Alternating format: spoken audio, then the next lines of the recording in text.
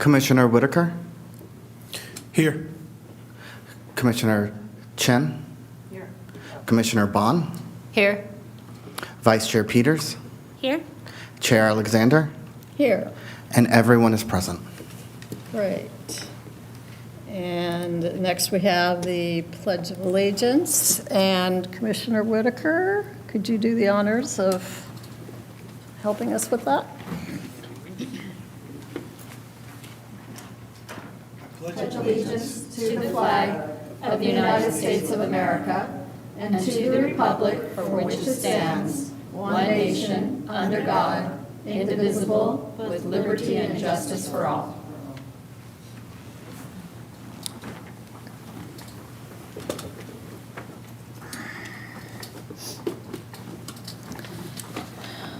Next on the agenda is items from members and staff. I guess we'll start with members and then see if staff has any.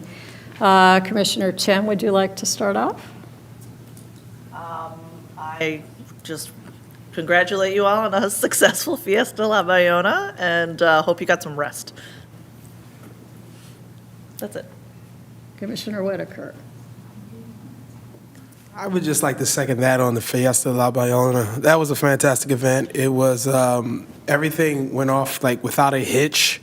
I know there was a ton of work put into it. I know there was a lot of dedication put forth in it, and it just seemed like an amazing event. It seemed much larger, even than last year, and it was fantastic to be there. I saw a lot of families had a great time, and it was a pleasure to be there. And I would just like to say thank you to all the staff that has put in the work and put the dedication in, and I really appreciate it, and I'm sure the community does as well too. Commissioner Bond. I would also like to congratulate the staff on a very successful fiesta. I've been to the pool a couple times this week and ran, and actually in the beer garden over the weekend. I had a few people come up to me and tell me just how much they were enjoying being at the plunge and all of the festivities that were at the plunge. They really thought that was a wonderful, wonderful thing. So thank you for everything that you did this. I know you guys have been working like crazy, and it really showed. Vice Chair Peters.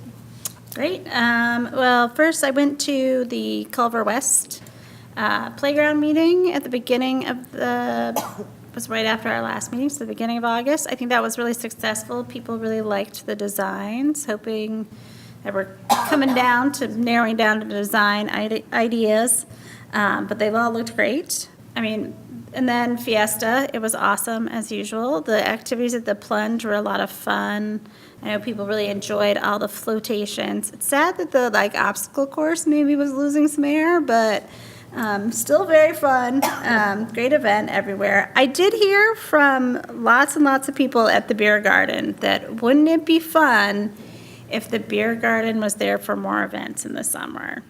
Just a way to keep thinking about, maybe we could have this instead of, I think it's great that, for Fiesta, it goes to one of a local nonprofit, but maybe we could think about having it more often with money going to the parks. I realize that's something that would have to go to council, but I ran into council member Fish at the beer garden who thought that this was an excellent idea.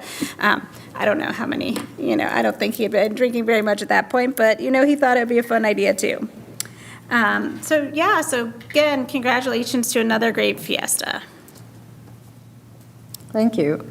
Going to hear it again.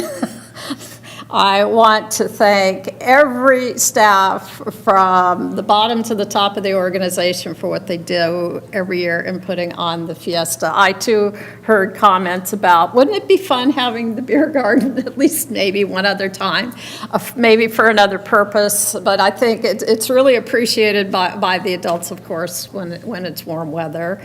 But then we have the other things. And we did have the misters I saw this year, and I don't know if we've got any comments back from people on that in terms of, whether that helped them stay a little bit more cool for those who either could or didn't want to go into the beer garden or the pool. That gave them another option.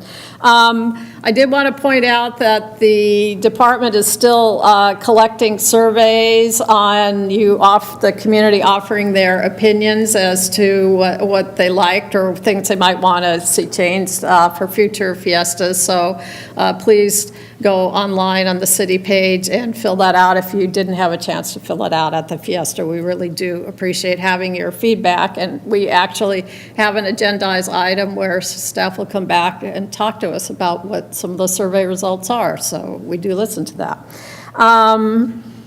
I had a member of the community ask me if there has been a time scheduled for the next dog park cleanup and also for fixing of the dog fountains. I guess if you were to compare, and I know they've been there a long time, so this is maybe not the best comparison, but if you were to compare the dog fountains at the dog park to the one that you find in the Farragut Snicket, it isn't even really comparable. So if we could find out what the timing is for that, the dog park denizens and their owners would really appreciate that.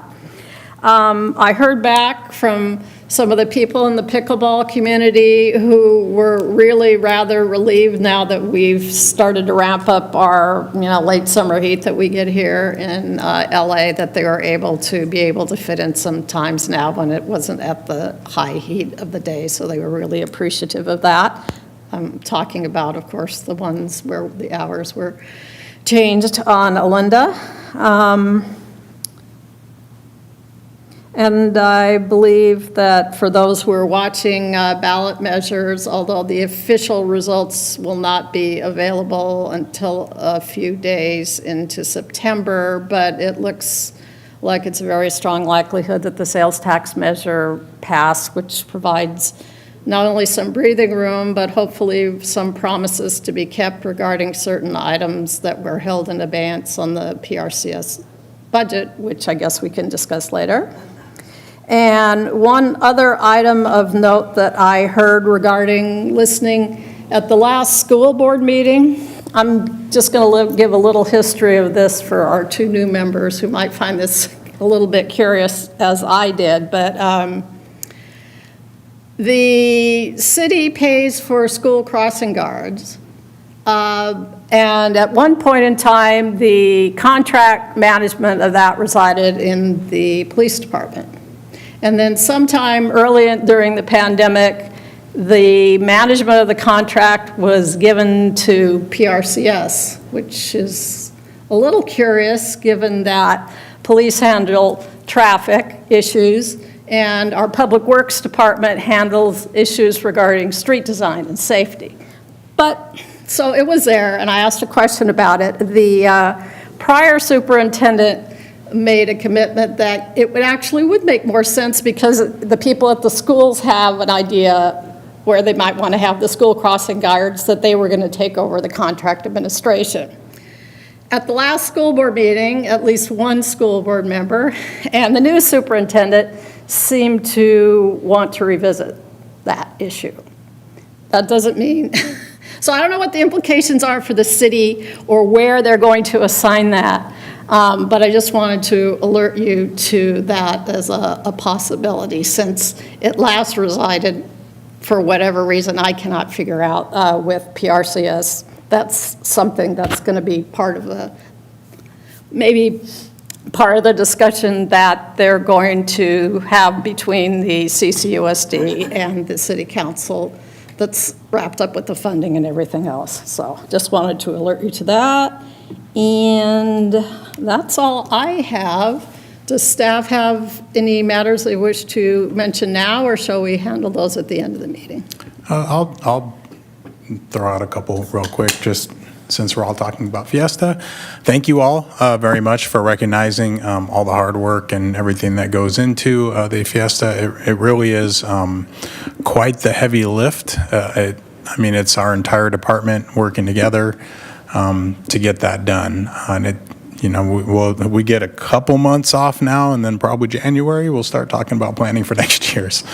So it really is something that gets planned out for a long time in order for it to go off the way it does.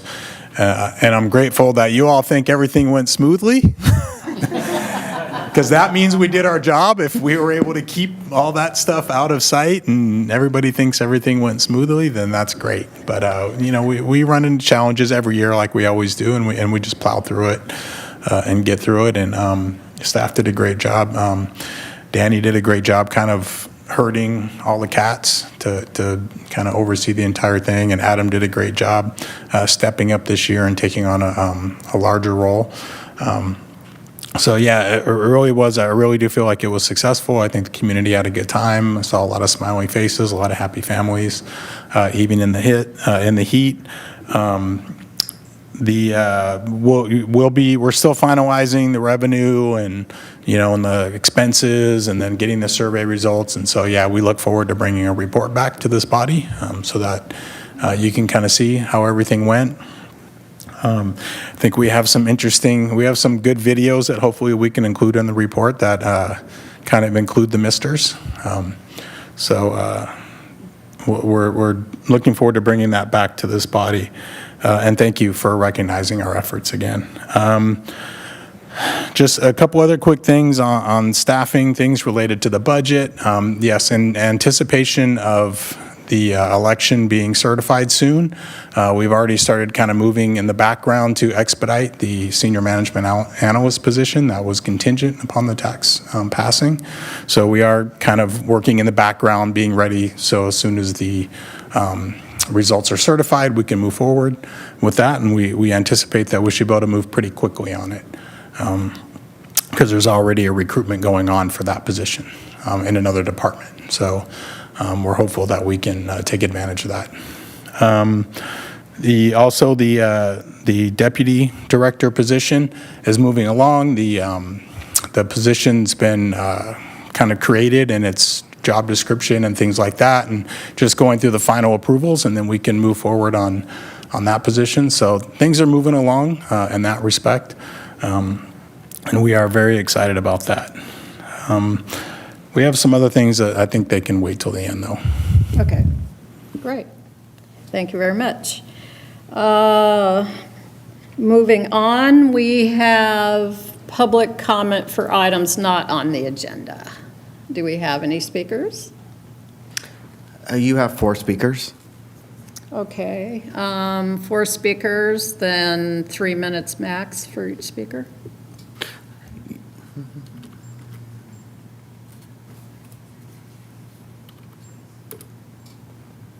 Your first speaker is Meg Sullivan, and she has time seated by Steve Rowe. Good evening. As a stakeholder in the Arts District, Oh, wait, you can't hear Give me me? 1 second, Meg. No, now we can. Oh, okay. As a stakeholder in the Arts District, I'm here to make a suggestion involving the Expo Line bike path, which parallels the train and National Boulevard between Sid Kronenthal Park on the east and the intersection of National and Washington on the west. I brought some slides and some dimensions. There's south-facing unimproved land at the east end of the bike path that holds promise for community gardens. Next slide, please. The site is at the south edge of Sid Kronenthal Park near Fay Avenue. Next slide. It's a little over 28 feet deep, and the length is a little more than 1.5 football fields. Next slide. For comparison, I looked at the dimensions of Santa Monica's really popular Ishihara Learning Garden.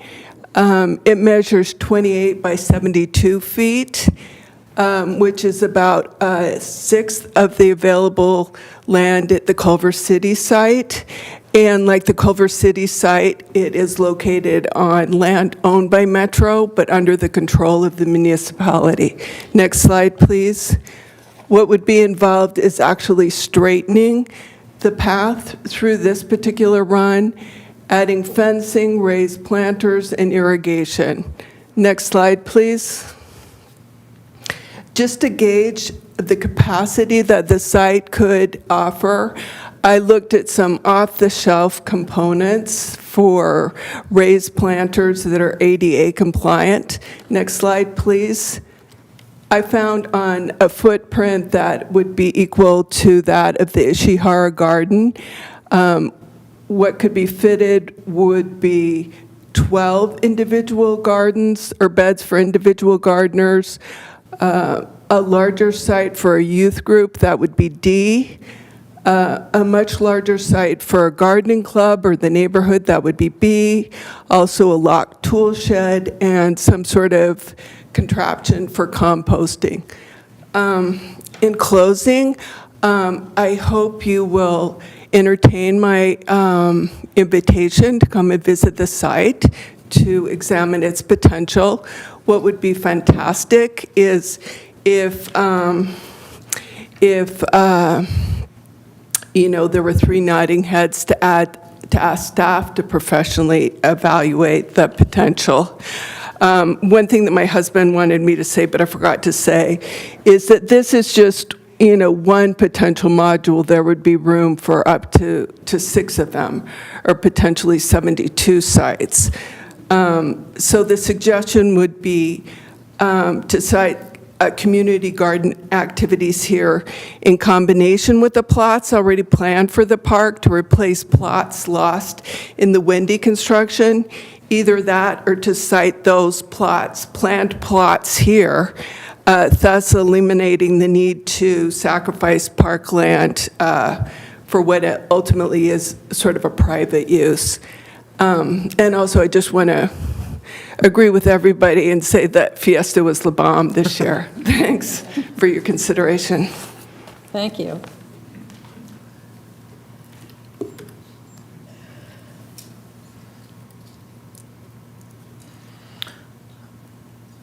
Monica Richardson.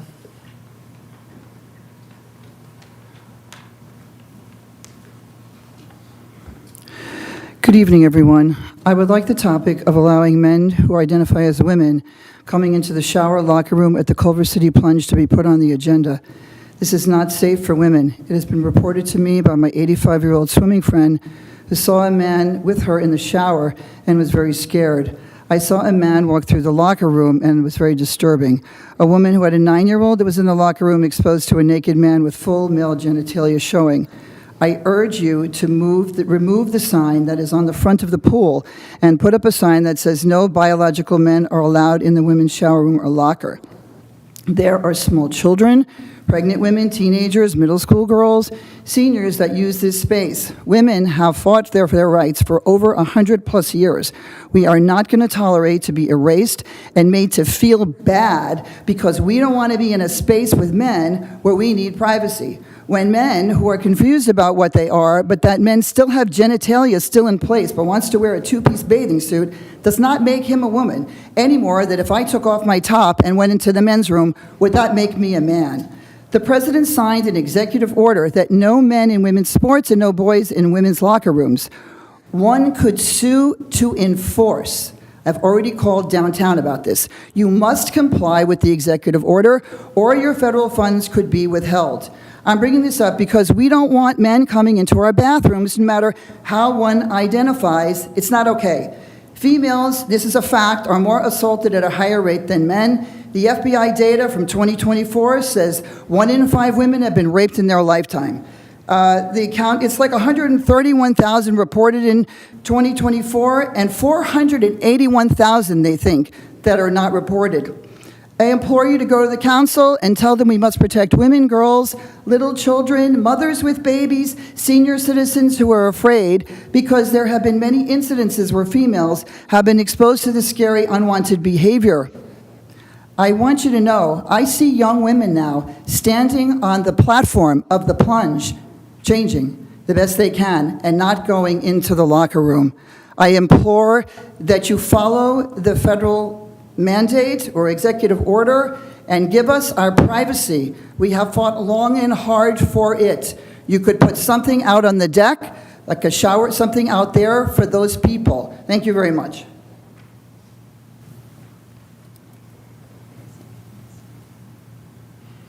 Justin Jempol.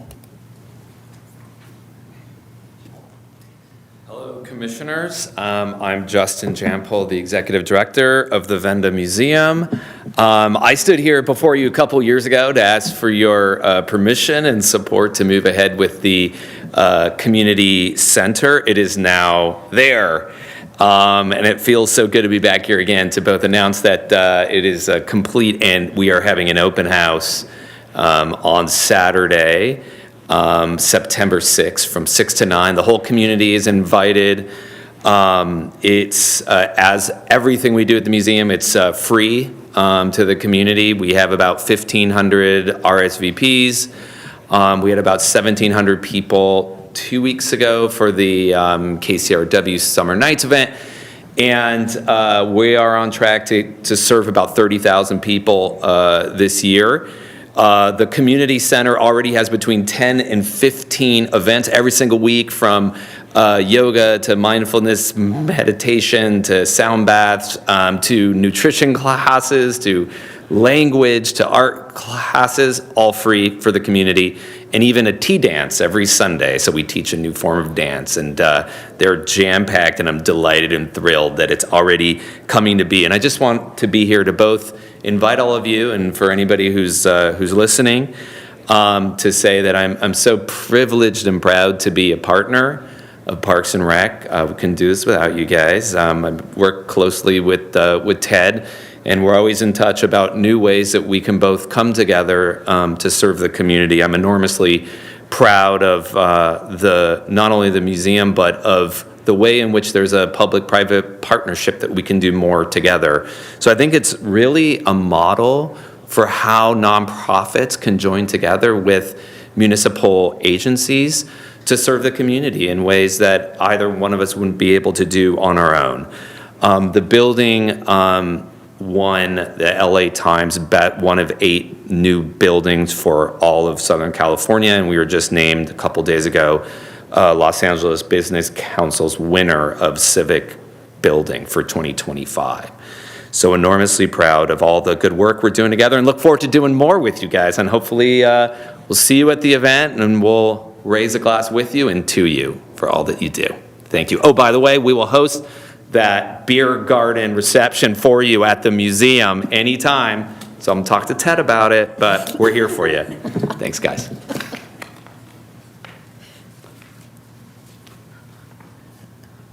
And that was your last public comment. Great, thank you, everyone. Next item on the agenda is receipt of correspondence.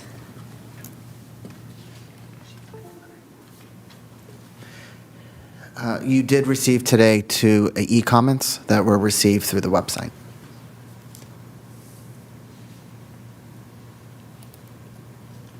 Is there a motion to receive correspondence? I motion to receive correspondence. I second.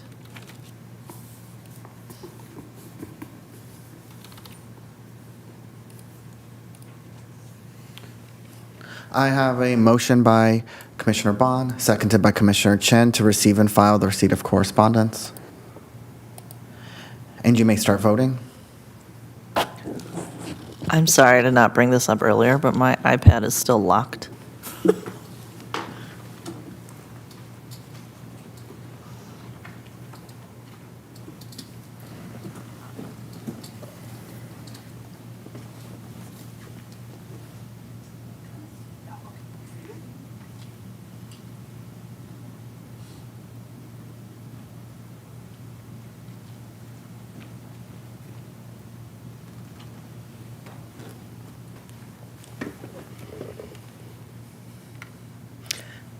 And the votes are in, and that motion passes unanimously.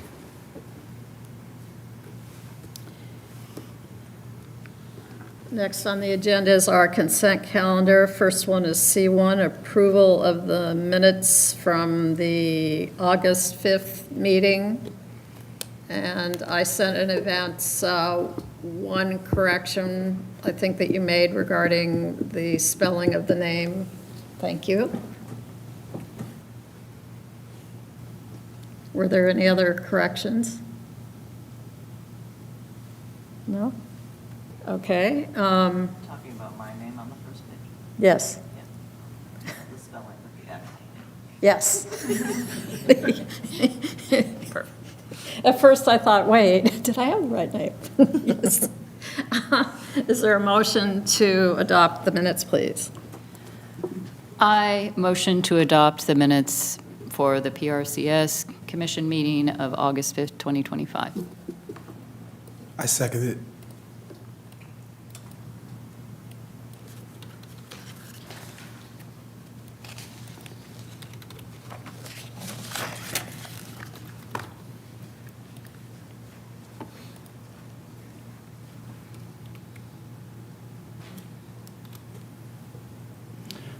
I have a motion by Commissioner Bond, seconded by Commissioner Whitaker to approve the minutes of the regular Parks, Recreation, and Community Services Commission meeting of August 5th, 2025. Sorry, my screen just reset.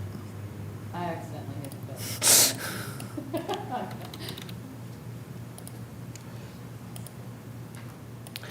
And you may start voting. And the votes are in, and that motion passes unanimously. Okay, moving on to our action items. A1, which is a receipt and filing of the report regarding the city plunge lap swimming structure and staffing. I think the way I'd like to handle this is to get the staff report, then we can get public comment, and then we can move on to commissioner comments. Okay, thank you, Chair, Vice Chair, and Commissioners. I'll give an abbreviated version of the report, if that's okay. So you read the recommendation, the background. At the PRCS Commission special meeting on April 17th, the Plunge Procedures Ad Hoc Subcommittee was formed to specifically address different drop-in programming options at the Plunge and find solutions for staffing shortages. The last meeting of the Plunge Procedures Ad Hoc Subcommittee was on Tuesday, August 19th, with PRCS staff.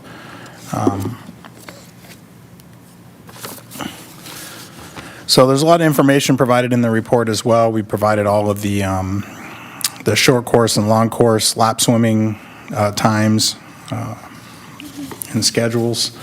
Currently, participants must register for lap swimming through the PRCS Department's online registration system and ActiveNet.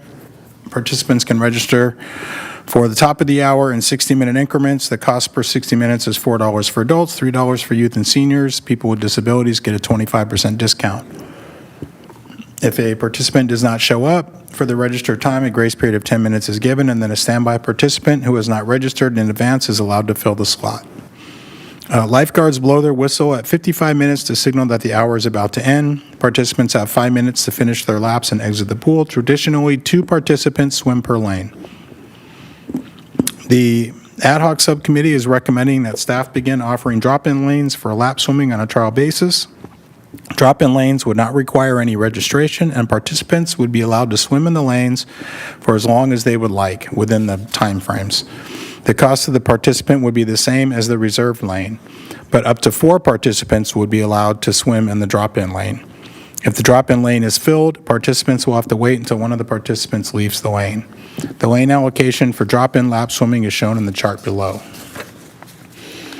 So as you can see, Monday, Wednesdays, and Fridays from 6 a.m. to noon, there will be 3 lanes available for the drop-in swimming. Tuesdays and Thursdays from 7 to 9 p.m., there'll be 2 lanes available.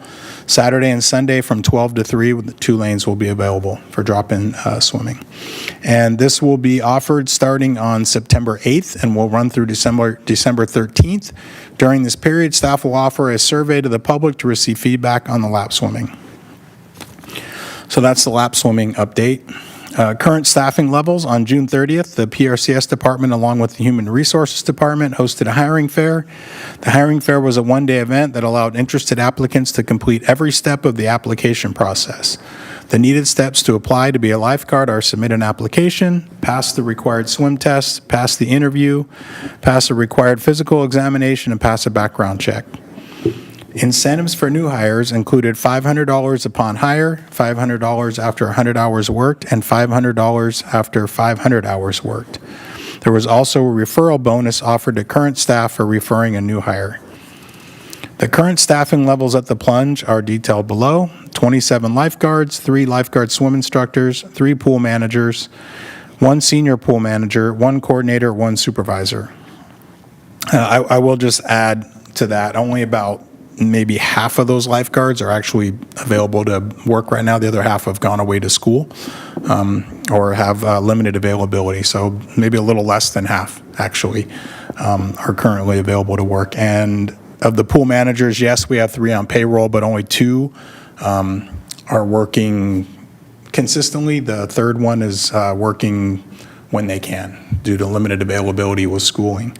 And the senior pool manager is supposed to return to work on October 1st, but that remains to be seen. And then each season, staff are required to submit an availability form showing when they can work. Many of the current employees of the plunge are college students, like I just mentioned, and they return to school. Based on the ability forms, the PRCS department is anticipating losing 13, probably more, in the upcoming months. So that concludes the staff report. Thank you. Do we have public comments on this item? You have one person signed up for public comment. One? Lori Horn. Okay. She said she was going to be online, and she hasn't. We don't see her online. Lori, are you in? Doesn't look like Lori's in chambers either. Okay, do we have the ability of going back around after we have comments here to see if she's appeared online? You just need to do it before you open up the floor to a motion. Okay. I'd like to, help me remember to do that. Just, I like to get as much public comment as possible. Okay, I think maybe I'll make this slightly different in terms of commissioner comments, because I'd like to hear the comments from the 2 members who are on the pledge subcommittee first, and then the rest. So that would be Commissioner Bond and Commissioner Chen. So Commissioner Chen, would you like to start? Sure. I mean, it was my first and only attendance of the ad hoc subcommittee. But I appreciated, getting more insights into the lap swimming structure of the past and of the present, and the proposed walk-in, drop-in swim availability. I appreciated that it will be an opportunity to see people vote with their feet about whether appointment basis or walk-ins, ultimately get us more volume and more usage, as well as an opportunity to run, I think, a 3-month survey period to get more qualitative feedback as well. So I think that's good to establish up a priori, what we're really shooting for, which is really just to get the maximum usage out of the plunge. And then the staffing levels, we did get some updates about the hiring. I think one thing, can I ask a question at this point? The question I have with all these numbers, since you said many of the people are part-time, is like, what percentage of the available shift times are covered with the staffing that we have? Right now, it's mostly the pool managers that we're struggling with, as opposed to the lifeguards. I think we're doing okay with the lifeguard coverage, as long as no one calls out, and as long as nobody leaves or quits or puts in notice or whatever. So it's going to get tighter in the next couple weeks as the, I think it's the CSUs or UCs that, some of them go back at the end of September, and that's when I was talking about. But we are still hiring. I know there was one I approved last week, or another lifeguard that we're bringing on. So we're still hiring, we're still recruiting. And I did also forget to mention that, we are going to be bringing forward to council soon like a plan for changing the overall staffing at the plunge. And we'll probably be able to share more details on that later. But part of that was making the pool managers benefited. They're called regular part-time, so they're part-time, but they get some benefits. So we actually moved forward with some of those. So those have been running for a couple weeks now, and we've got some applicants. So we're hopeful to bring on some more pool managers here pretty soon to try to fill in those gaps. So like as far as an actual percentage number, I don't know that I'd have that for you right now. Okay, thank you. That's it for me. Commissioner Bond? Well, I have to say that I have been very vocal about this the entire time. I want the pool open. I want the pool open. I want the pool open. I want drop-ins. I think 2 people per lane severely limits the number of people who can actually come and use the pool. In the past, that pool used to be full. Pre-pandemic, it was busy all the time. There were a lot of people in that pool, and I think a lot of that had to do with just that it felt like community, and I've said this many times. So I'm happy to see that we're opening a few lanes, but I'm unhappy to see that you're making it 2 people per lane in the other lanes. The reason I say this is that this is a public pool. This is not a private pool. And when you limit 2 people per lane, and because people want to, I guess, split the lane rather than circle swim, I don't know. I go back to kindergarten where we learned how to share. And I kind of feel like that someone who says, I don't want to share, I want to split the lane or have my own lane, it just feels very entitled. This is a public pool. It should be serving as many people as possible and not limiting it because there are a few people who may not want to share. Don't want to share, build your own pool. That is my feeling about it. So while I like us moving in the right direction, Santa Monica, as one of the people who emailed us, and she just happens to be on the pool committee for the Santa Monica Parks and Recs Commission, specifically stated that they have been open with drop-ins from 6 to like 2 p.m. for the last 2 or 3 years. And, again, there are other pools around the community that do that. I think it's great that we've gotten to 60 minutes. I hope that you're going to extend that to the Masters team as well. But really, it should be drop-in. This is going, I hope that we see a lot of people coming into the drop-in lane to prove my point. But then I don't know how we're going to get this information out to the community that we actually have drop-in lanes. And there's only 3 of them. And limiting it to 2, you might have people, for instance, there's a group of me and my friends that drop in at Hawthorne every single Saturday. And during the winter time when the ocean gets cold, we'll have like 20 people in the pool. We use 4 lanes, 5, sometimes 6 people per lane, and we're all swimming. I know we're all swimming the same speed, so that makes a difference. But you could have groups of people that would come in and drop in and use the lanes like that. This is something that, and we're not a swim team. We're just friends that come in and work out together. And that's the type of community that I'm talking about. Bring back the lounge chairs.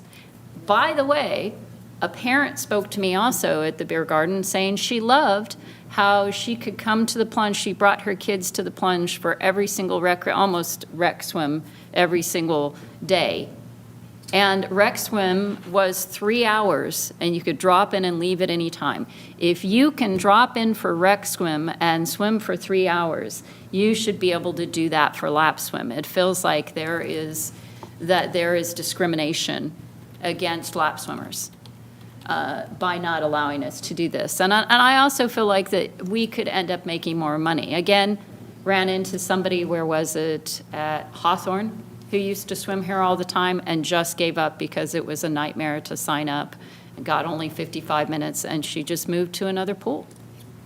So that's not how Culver City is. We're this friendly community. That's what we see ourselves as. The plunge is, we have some great staff, we have great lifeguards, but our policies are not friendly. They are not community friendly. So I'm going to continue to push for this. And I have had people ask me. I asked them to come. I don't know why they didn't show up. People have lives. But a lot of people are wondering why we're not open again, completely open, like we should be. And I'm really sad to see this dig-in of heels, because I don't think it benefits the community. I really don't.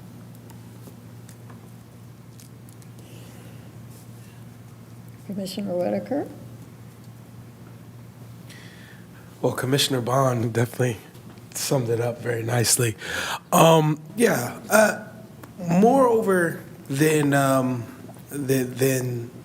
as far as the lanes, the pool is a community. It is a community pool for the community. And getting it to be open for as long as we can get it to stay open, that everybody can come and swim, is ultimately the goal here that we're reaching for. With our staffing, I know we did a pretty good job with hiring over the summer. So I think we are getting to a point where there should be some ability to keep the pool open for a longer period of time, that everybody can come and swim and everybody can have the time, that not so limited to 55 minutes. 55 minutes is a short amount of time in the pool, to be honest with you. By the time you get in the pool, and by the time you warm up, and by the time you swim, you're limited. It's a very limited amount of time. And I'm not even an avid swimmer, and I understand that. So the real goal here is to have enough staffing, have enough managers as well too, because I realize that may be more of the problem, the managers, more than having the lifeguards, because it sounds like we're getting to a good point there. And also, as far as Commissioner Bond was also saying, having lounge chairs and making it a place where everybody does feel welcomed again. We're past COVID, we're past those times.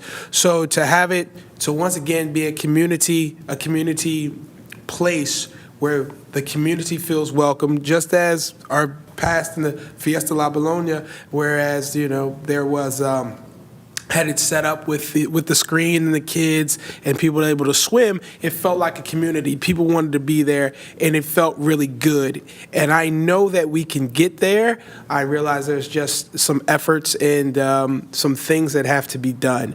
But going forward, definitely there needs to be a push there for the time for our pool to be open. And to be open to all around, as far as outside the community as well too, and to get the word out so people do come back from other places that have stopped coming to the pool because it has been closed in limited hours. That's all I have. Vice Chair Peters? Yes, thank you all so much for your work on the subcommittee, and thanks to staff for all their hard work on this. I'm very excited to see we're going to at least try drop-in lanes and see how that goes. I agree with Commissioner Bond that we could increase the number of people in lanes that are the non-drop-in ones to 4, probably. I was a swimmer. We used to swim at 4. At UCLA, I think it's 3 or 4 per lane typically, and also all of that is drop-in. That's where I used to swim pre-pandemic. So I think that is a good thing, and let's see how it goes. Hopefully it makes it more popular. A couple things, other things that I wanted to highlight about the plunge that are somewhat similar. Right now, I saw this past summer, we still had, sort of at the end of the day, family swim, which allows you to get like half a lane for your family. I think, and this was something that was also a pandemic innovation where, you know, we were trying not to be close to each other. But I think it'd be much nicer, I was talking about this with lots of people, if there could be, especially in the summertime, in the afternoons, some just rec swim. Because lots of people pick up their kids from camp and it's hot, and wouldn't it be nice to go swimming? And so thinking about that, I don't think you need that in the winter, because I sure as heck don't want to have to get in with my kids in the winter. But, you know, for the summertime. It was also really nice at the plunge during Fiesta, how rec swim went all the way to 5 on the weekends, where it usually closes at 3. Again, it would be something nice to have more rec swim time so that kids and families could use it. And then I think this is actually a pretty easy suggestion that I was thinking about, is right now, if a kid passes the swim test, every time they go back to the plunge, they need to get a wristband showing that they've passed the swim test. But that means they have to go to the lifeguard desk, and the lifeguard has to go look up in this old book. If there could be a move where that information could be associated with that child's profile in ActiveNet, so when you checked in, the person at the check-in desk could just give you the wristband, it would save the lifeguards time. And it wouldn't mean that they're looking at the book. And what happens with the paper book is every so often stuff gets lost. They can't find your kid's name, and they make your kid retake the test, which is fine, but it takes lifeguard time to come over and retake the test. So that was just something we were thinking about this weekend, as my daughter was like, why do I always have to come here to get my wristband? So something to make that process easier, so that you can just make that a little more streamlined, I think would be a really good idea. But yeah, I'm hopeful that going back to having drop-in lanes will bring people back. I think we just should make it so that there's 3 or 4 in a lane at all times, if possible. And then some of this others, getting rid of some more of this other pandemic stuff. And yeah, I had forgotten about the lawn chairs pre-pandemic. Those were awesome. Let us bring lawn chairs back. Thank you. So the commission has focused on plunge very deep. We've been in the deep end for quite some time looking at these issues, and I think a lot of good things, sometimes painful, have come from this. We discovered that there needed to be more holding of hands across the city organization to ensure that we could have the staffing that is needed to be able to have a fully operational pool. And as alluded to by the director, we now have a hiring fair kind of model similar to what was used for hiring the bus operators, which are apparently also hard to fill positions. So that appears to be something that got us off that dime, and I'd just like to hope that if that needs to continue on that vein in the future, that we will be working closely with personnel again to make sure that happens, so that we don't run into that kind of problem again for the community, particularly during the summer months when there's high demand for the use of the facility. Anybody who's listened to me in any one of these seats that I've sat in on the dais since I've been on the commission always will hear my mantra that I want to save park spaces, or if I find park spaces that aren't being used for park purposes, that I want them to be used for park purposes. And when we have something that's a glorious, and I say that, and I'm not even really a big swimmer, a glorious facility, community facility, we need to have it, in my opinion, as open as possible for all kinds of uses.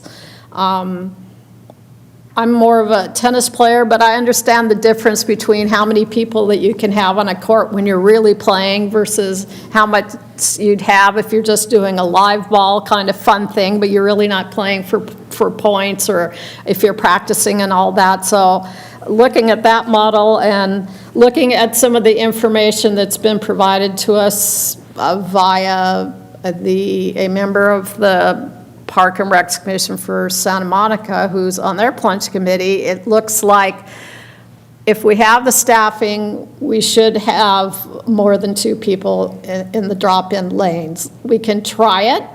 If it's not working, I mean, it sounded like Commissioner Chen was suggesting we're going to have some kind of a survey of the participants in the plunge to see what they think about it.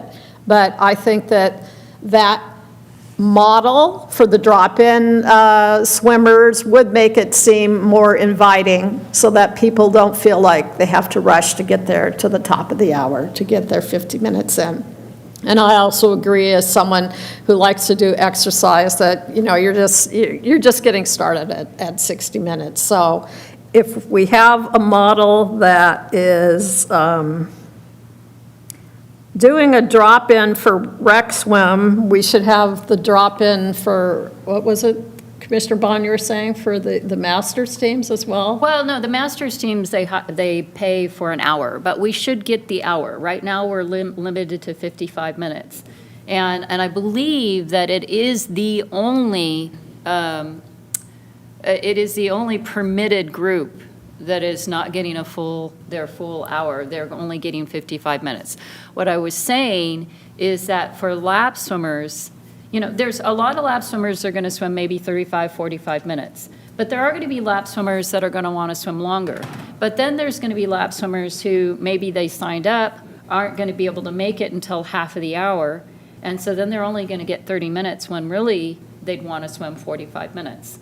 This is why the drop-in is so important, because it allows the flexibility of people who work or people who maybe have a doctor's appointment that came up suddenly that they had signed up, to swim, but they're not going to be able to get in because of that. But they could, drop in and then swim. It's just, as Commissioner Peters was saying, that UCLA does it this way, where it's drop-in and it's all drop-in. Santa Monica does it. It's all drop-in. Swim for however you want. Hawthorne does it. It's all drop-in. Los Angeles does it. It's all drop-in. What we have seen happen at someplace like El Segundo, where people have bought yearly passes, is they will sign up for lanes and they don't show up. And so then the people who want to come and swim, they have like 2 or 3 drop-in lanes, but the other people who want to sign up for a lane, then they can't get a lane. And so this is why drop-in is so important. Rather than having people sign up for lanes, just let people come in and drop in and swim. And like I said, you'll see people who will only swim 30, 35 minutes, but then you'll see people who are more the swimmers that will swim for like an hour. And really, it does take almost a half an hour to warm up. So I'm sorry, I can go on and on and on and No, on. This is my passion. So. I understand.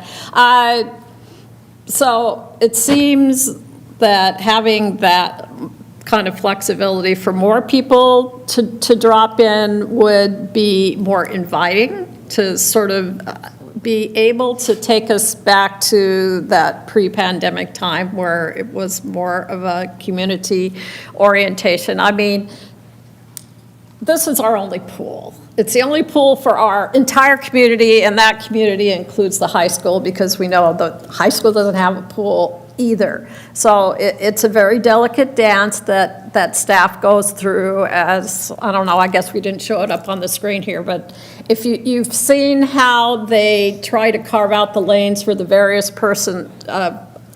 uses, from the aquafit to the high school uses to the drop-in lanes to, the classes where kids are taking lessons.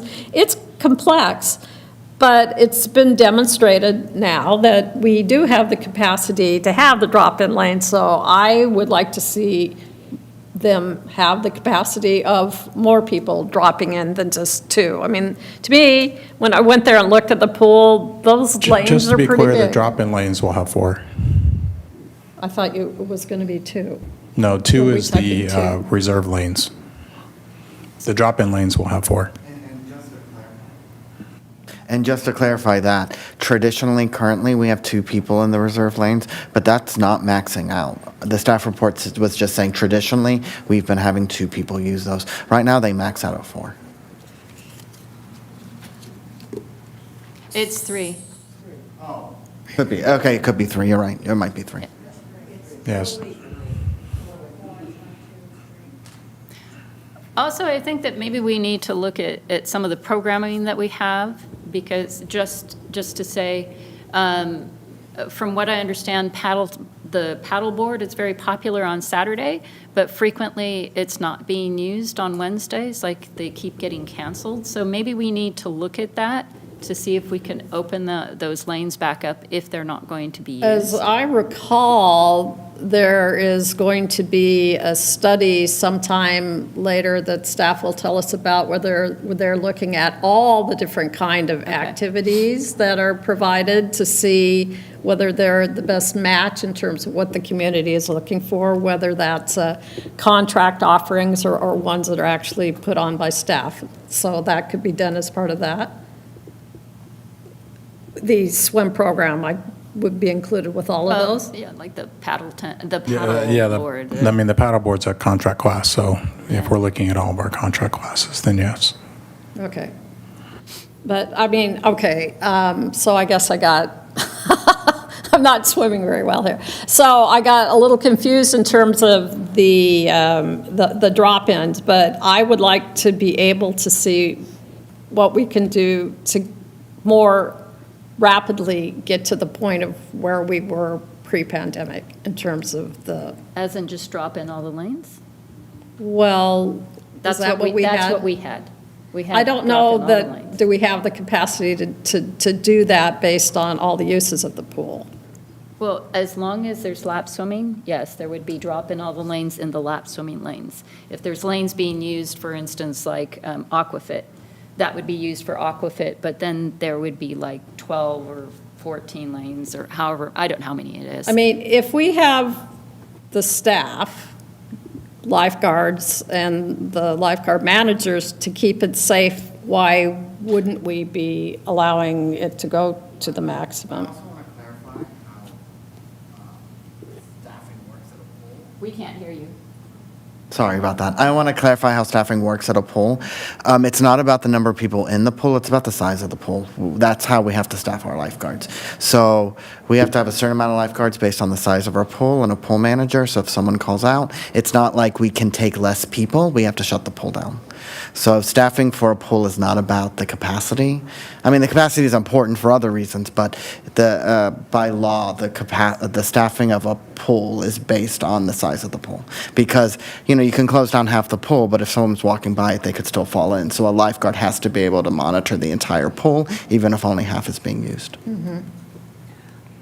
Well, I'm trying to weigh 2 different things here. I hear that we had a very open model pre-pandemic, and then the whole world changed during the pandemic, and now we're slowly getting back to a model that could be more, I guess the term is going more wide open. But what I haven't really heard clearly is why we wouldn't take the step just to go more wide open, why we're taking these intermediary steps. That's the piece that I'm missing. So we had some, do you mind? We had some discussion during the ad hoc meeting, because I also had similar questions, that I think during the pandemic, there were infection control reasons to keep people apart as social distancing. Yes. And sounds like the staffing is not a regulatory impediment. But what we did discuss was some risk management issues in terms of control and awareness of all the swimmers as they both enter the building, because you can keep track through, like, I guess, ActiveNet and the registrations and check-ins, but also when they leave the building. I think what we didn't talk about explicitly at the ad hoc meeting, though, was, I don't think I was as aware of all of the other swim centers nearby that don't have that. So it sounds like, I mean, I think it's a valid risk management thing to say you want to know who's in the building and when. But if we're not being forced to do that for insurance purposes or because it's the community standard, then risk management is always an issue, but it doesn't have to be the priority. But maybe I misunderstood some of that discussion.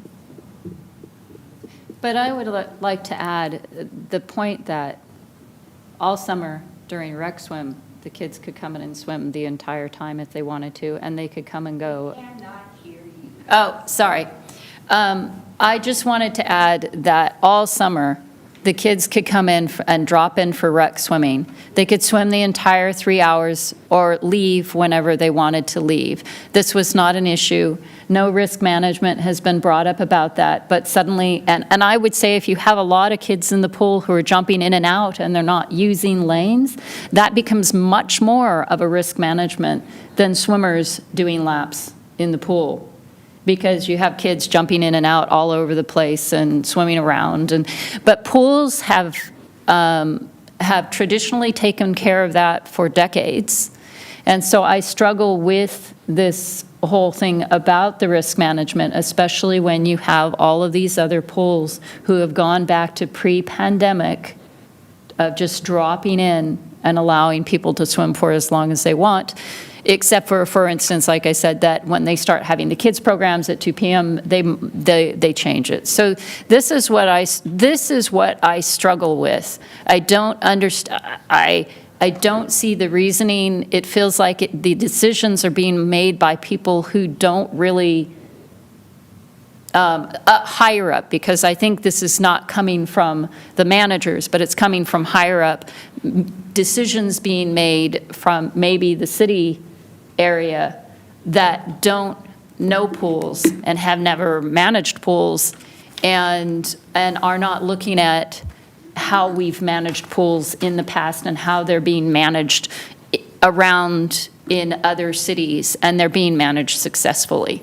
So this is why a part of the reason I push so hard, because I think it really makes it a hardship on a lot of people. It's chased a lot of our community away. Like I said, I've met easily 100 people just swimming at other pools that will not come back to Culver City because of our policies. They just think, and the wristbands drive people nuts. Yeah, I mean, it's just, again, if you can have kids drop in for 3 hours and come and go, and this is not an issue, and I don't know I didn't actually participate in the plunge and all of those activities. I did mean to go over, but it didn't happen. And if that was very loosey-goosey and people were coming and going, then we should be able to do that with lap swimmers as well. Lap swimmers are, they're in the lane, and it doesn't take any more to watch the lap swimmers than it does to watch a bunch of kids. I'd like to check with Adam if our speaker is online yet or not. No?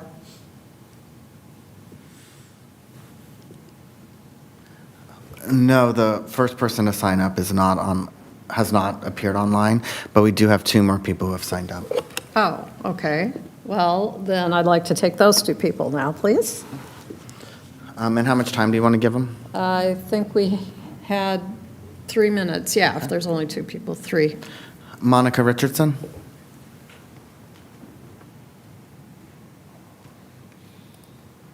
Hi, I want to support what Commissioner Bond said.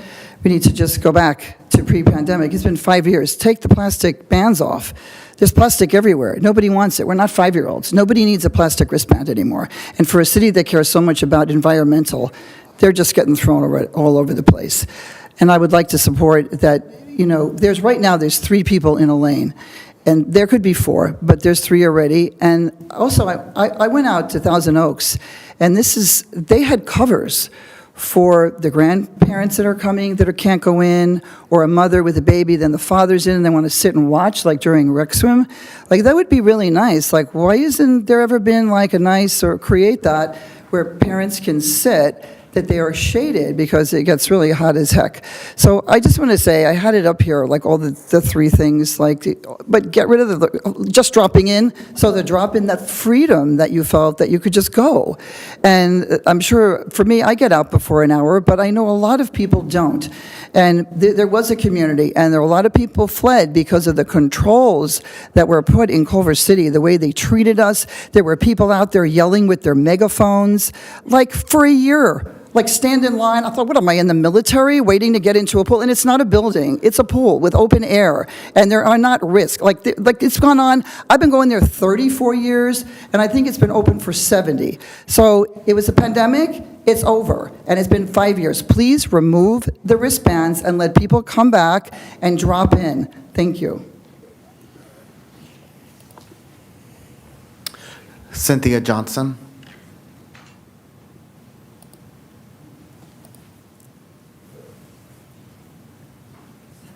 You guys have no idea how scared I am. I have lived Culver City all my 69 years. I learned to swim at the pool when I was 6. I've been to the pool all those years, and since I retired, the last 13 years, every single day. I know the pool and all the rules. I know all the people. The lifeguards are fantastic.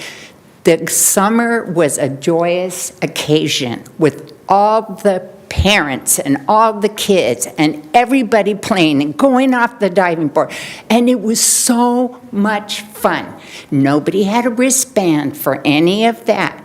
The lifeguards did a fantastic job. They were on their feet. They were patrolling back and forth. We need more of that for everybody to come. My grandkids couldn't have swim lessons this year, and I found out too late to take them to another place.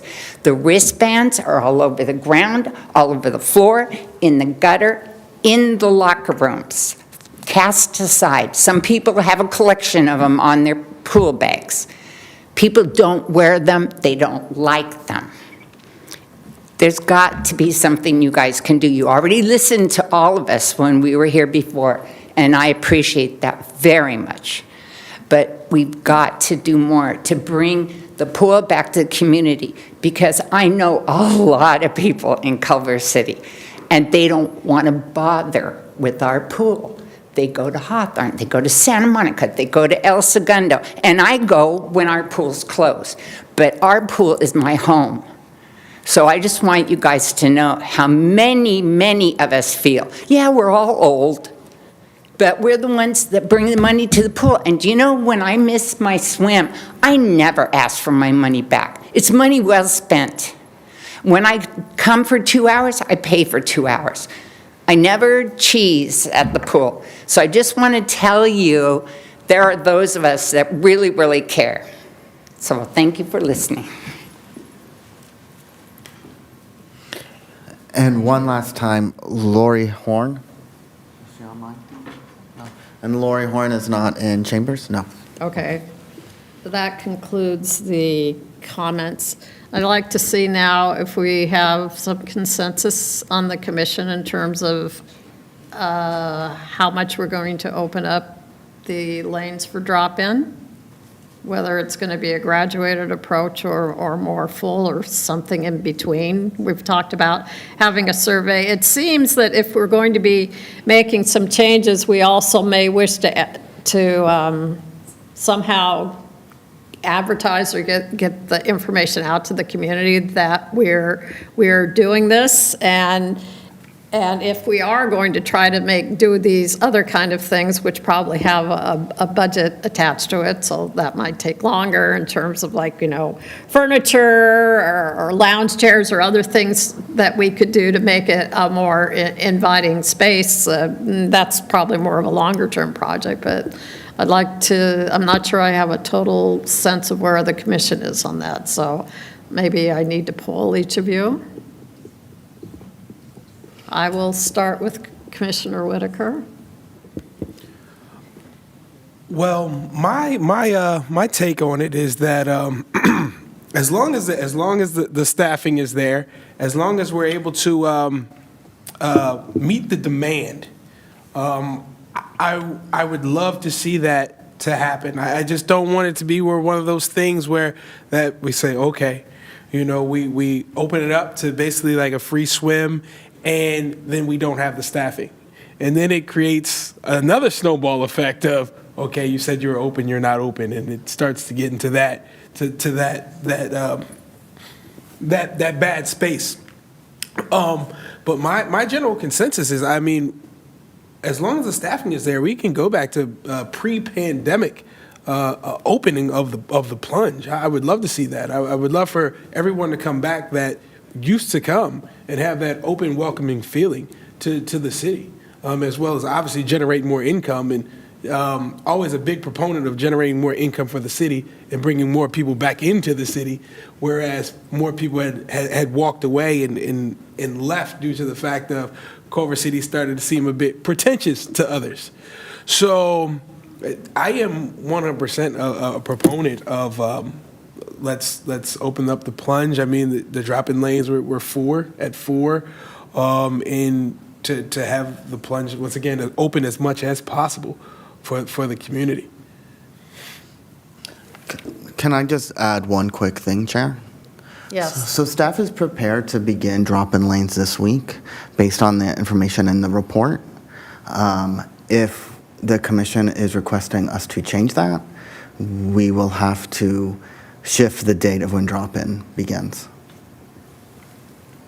Because all of that is put in place in our system, and we'll have to go in and change a lot of that lane allocations. So just keep that in mind, that I don't think we could get staff ready by the end of the week if we're looking to change drop-in information.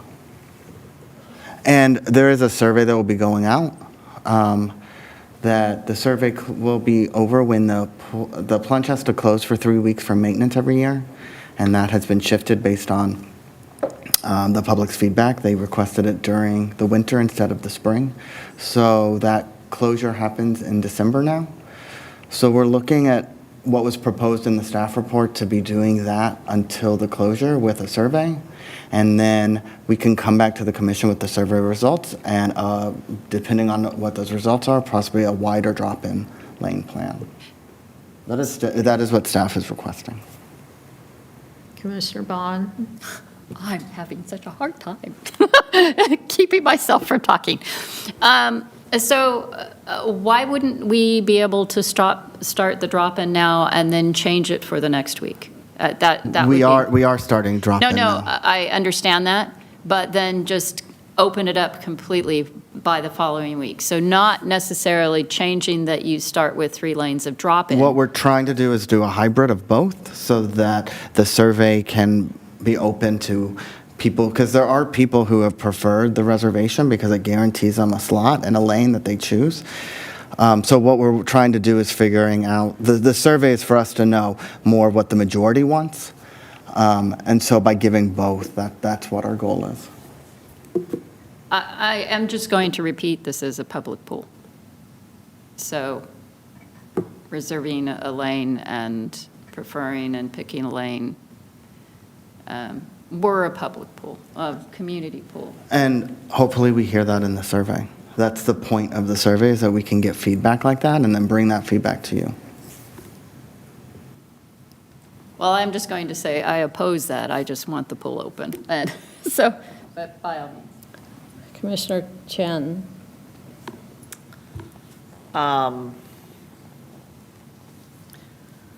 Yeah, I think in the report, you've clearly outlined the dates. I think there was some discussion about, while there are many vocal comments, as we've heard today and from Commissioner Bond, that there seems to be a feeling that there are also other voices that might be elicited through other ways, either through just counts in ActiveNet or through the survey. I mean, I appreciate the staff put a lot of work into this, and so I'm comfortable supporting the trial, but I might like a little more detail about how quickly we could move on survey results and quantitative volume data. by the time, at the top of 2026 when the pool reopens.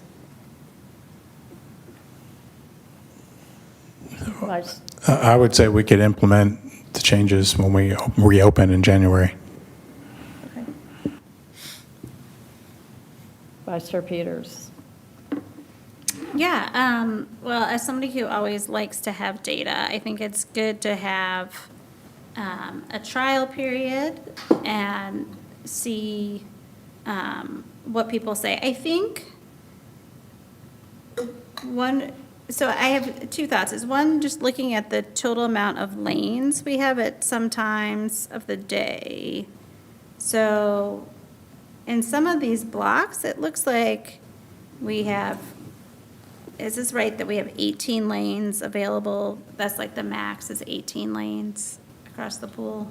Am I reading this right? Yes, 18 lanes. 18 lanes. That's not, For short it's not course. 18 lanes dedicated to lap swimming all the time, but that's how many lanes for short course we have available. We actually have 19 lanes, but there's a lane for family swim. Right. So I see that, like, if there's 18 lanes at some of these times we're offering, but we're still only giving 3 lanes over to drop in, that seems like we could potentially do more. But what I think we could do is start with this limited schedule and see, are the drop-in lanes always packed? And maybe we don't have to wait all the way till like the end of December. If it looks like people are voting with their feet and we are having these lanes packed all the time, maybe we could slowly open up additional lanes as we see that happening. But on the flip side, if these lanes kind of remain empty and everybody is always doing their reserve lanes, maybe we lean the other way. No, I agree with that, and actually that was kind of my intention, was to be flexible as we're seeing as people are coming. If we've got a bunch of people waiting for these open lanes and the reserve lanes aren't being, like you said, they're voting with their feet, then we can make adjustments. Yeah, I mean, I think that sounds like a smart plan, is let's start with this, see what people want. That was actually my intention, was to be flexible and make adjustments as needed. And then if it is the case, like there's sometimes, I could imagine there might be peak hours that we might still want to have a couple lanes that are reservable. So somebody could say like, I know I can get in the pool. But maybe it's the case that if we have everything drop in, there's not quite that same pressure. But I could imagine a situation where people might want to be like, I'm assured that I can like get in there when I sign up. So I can see both ways. So I think starting with what's in the staff report and then being flexible sounds like a good plan.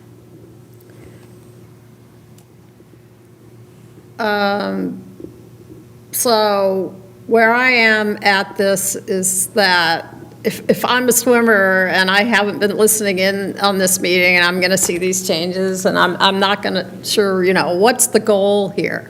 I think we know what the goal is here, is to have it more wide open. So I think what would be useful is if we get a little look at what the survey is going to be before it's given to the patrons, and if it could have a little preamble saying, this is what we're doing for you as the community. It's a community pool. We want to open it up. So we're starting to do this with the goal of having it fully open. And then you can then ask their opinions. And then, as the director pointed out, if we can have some flexibility to add more lanes if the people are actually showing up for that. But I think we also need to do some kind of advertising to let them know that this is available, unless Commissioner Bond is going to be doing that for us. Just, one quick interjection, Chair. As somebody who runs surveys, I would not put a whole preamble in front of the survey, because that's going to influence how people respond to or could potentially influence how people respond to the survey. I think it's fine if you wanted to put it at the end, but if you tell people that like the goal of the survey is to open it, people are going to respond that way, and you won't necessarily get the truer answers that you want. You get ones that are based off of what people think you want them to respond. And that's a point well taken, Vice Chair. What I want the community to get a flavor for what's happening here is that what I'm hearing from all of the commission here and from the department as well, that we are moving to make it a better experience. We want to open it up more. We're just dropping in with the survey, but seriously, if there's a flexibility of adding more of it because we see it, then we should be doing that right away. I was hoping tonight I would land in a place to have it more open right away, but this has, I mean, how many years has it been? Let's see, the pandemic started in 2020, so here we sit at the end. So by the time we get to the beginning of 2026, that's the goal. We've got to get it open. And if we end up with survey results that people are still wedded to having reserved a particular lane to themselves, then we need to have, I guess, a different conversation at that time, because it is a community pool. It is not a private pool.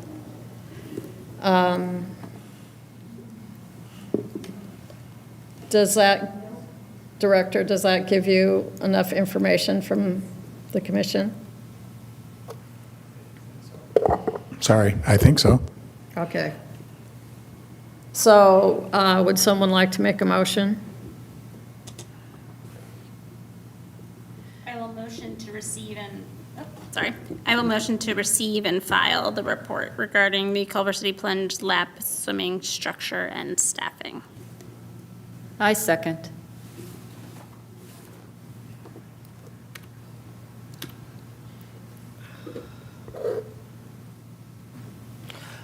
I have a motion by Vice Chair Peters, seconded by Commissioner Bond, to receive and file the report regarding the Culver City Plunge's lap swimming structure and staffing. And you may start voting.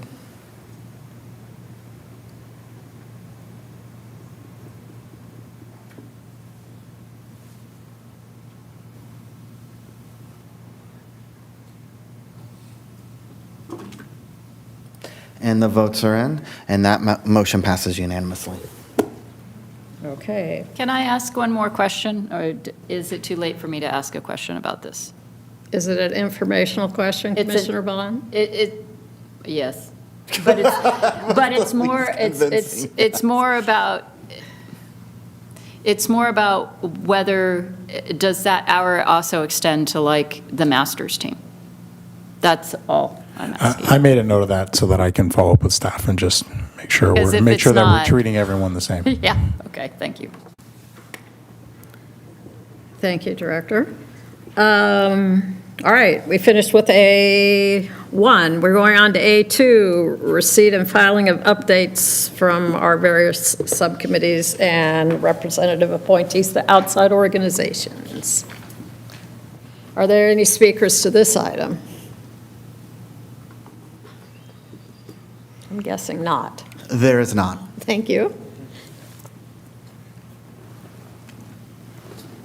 The first one would be the Culver City Senior Citizens Association Board.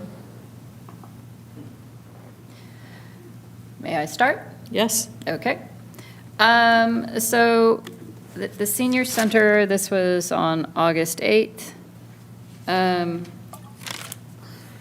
The Jill Thompson spoke about Parks and Rec, said that they have self-defense workshops in May, and they also offer them 2 times a year.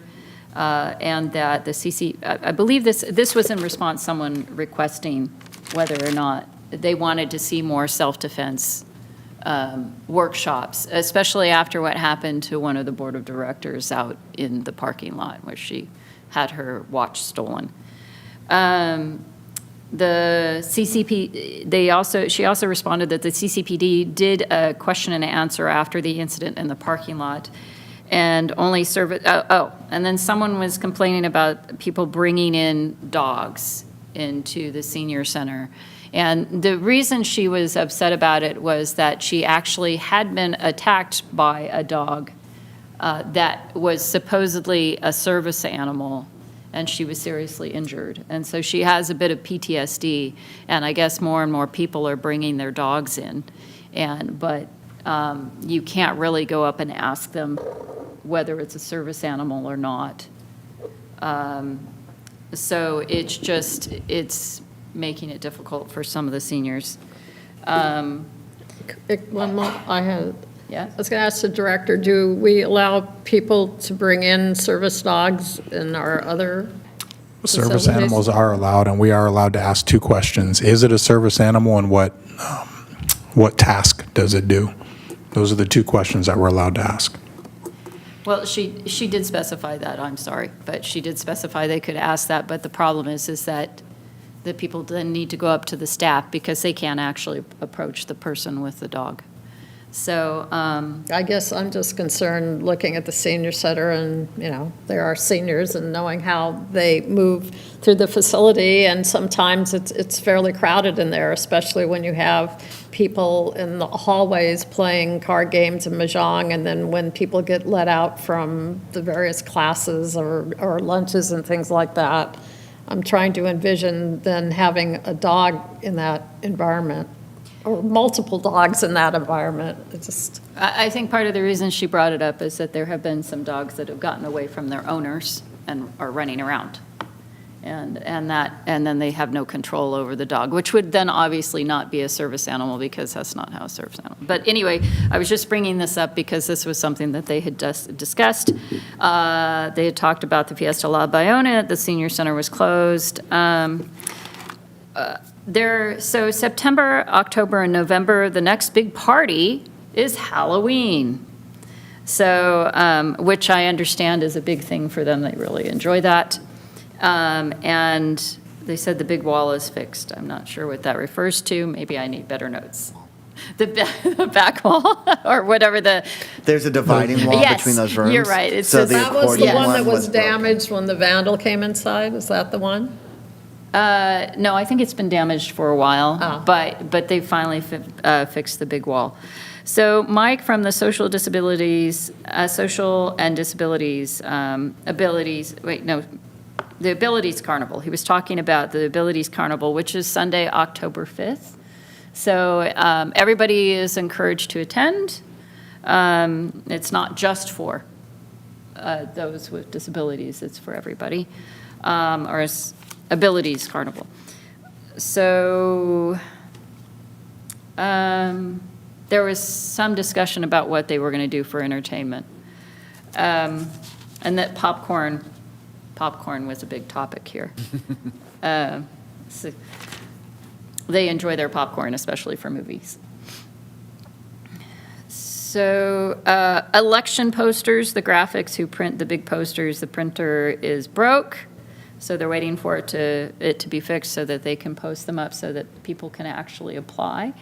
They want to make sure that that as many people are aware of being able to apply to be on the board. So as many people are aware of the board positions, and if they want to apply and run for it, that they have the opportunity to do that. Summer camp was a huge success. They loved it. And they would like to do it again, and probably more often than just summer.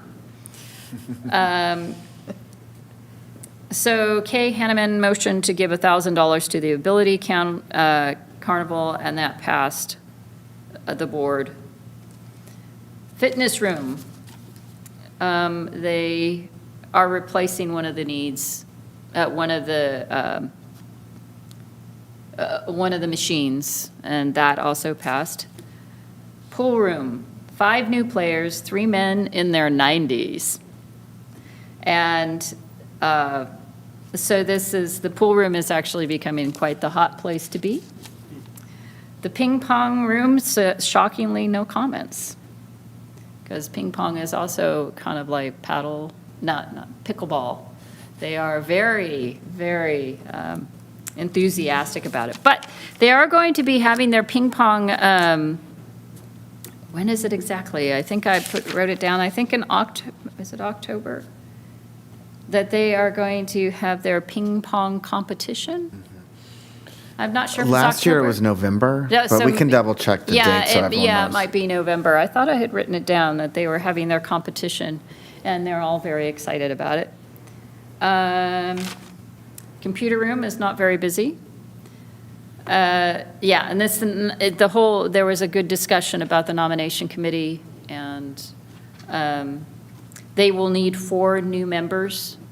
Elections are November 3rd through the 7th from 9 a.m. to 3 p.m. And their applications are available in the business office at the desk. So I'm just putting it out there if anybody's listening to us and is over 50 and has gone there more than 3 times and spent some time at the senior center, and you're interested in being on the board, go apply. They propose to designate September 28th as Gold Star Mothers Day. These are mothers who have lost a son or daughter in combat. So they handed out the raffle. I did not win. And the meeting was adjourned at 2:33 p.m. And that was it. Thank you. Moving on to Culver City Arts Foundation. Is there anything to report from here? Yeah, so I attended their August meeting. First, a note, they are now going to move their meetings to the 4th Wednesday of the month. So it will no longer be the 3rd, it's moving to the 4th. Yeah, the August meeting was very interesting. The first hour of the meeting, the meeting was held in the new community space at the Vende, which was fun to go and have a meeting up there and see that space. That was really fun.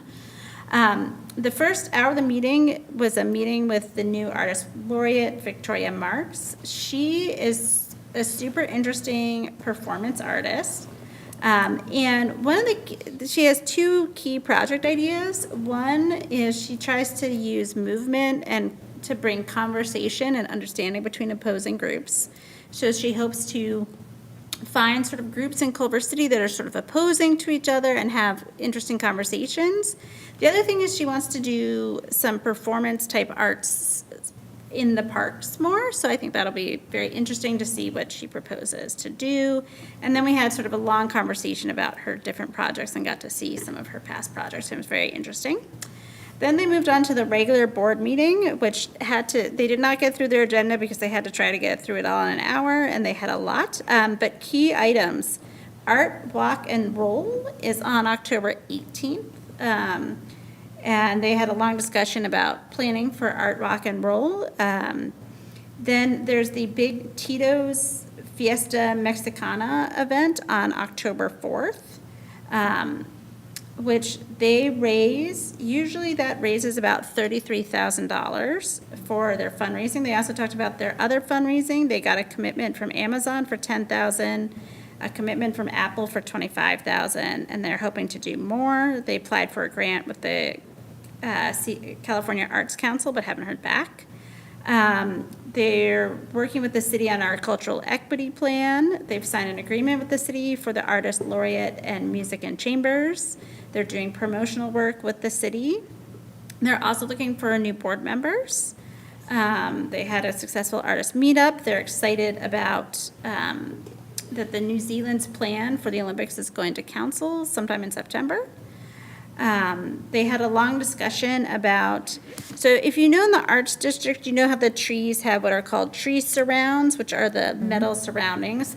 There's discussion about removing them or whether they're going to keep them. They would like to have the board is going to motion to support keeping them and are plan to go to council to talk about that. They're working on developing more merch. They started selling some merchandise at the summer concert series, and that seemed to go well.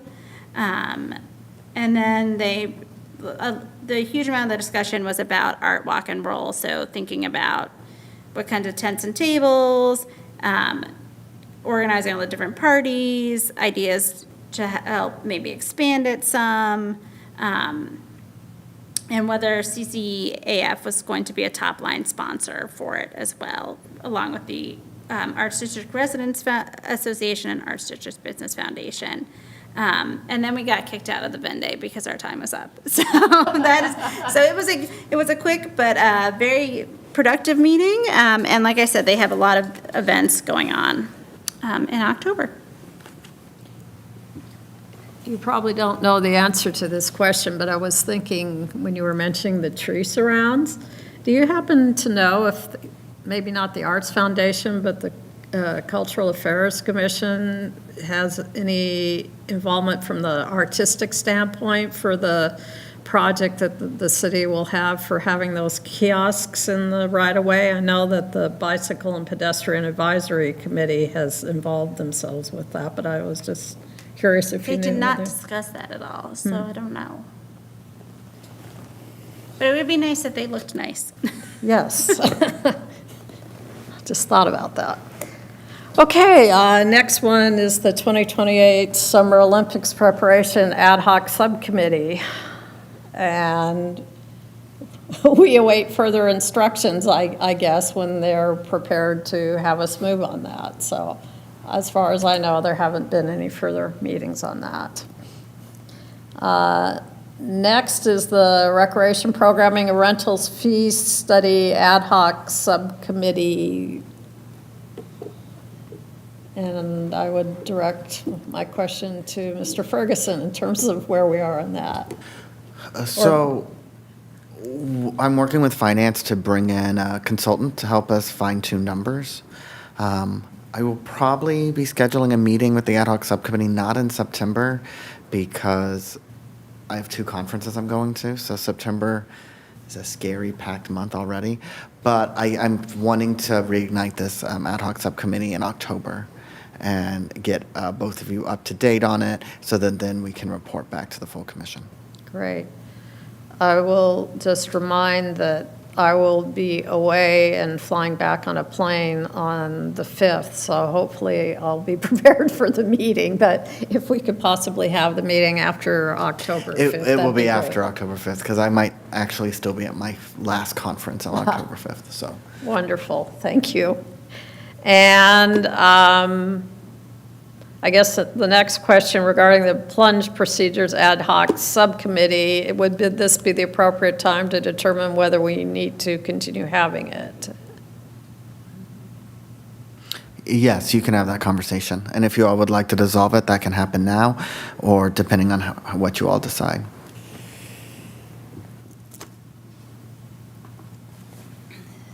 I mean,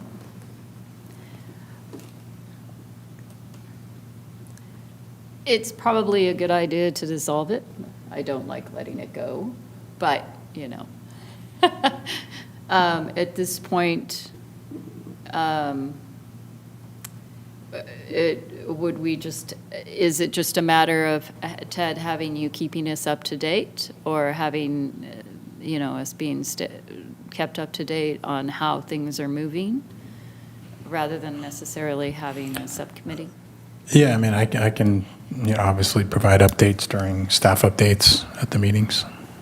It won't lend itself, unless it's an agenda item, it won't lend itself to back and forth discussion, but I can certainly provide updates.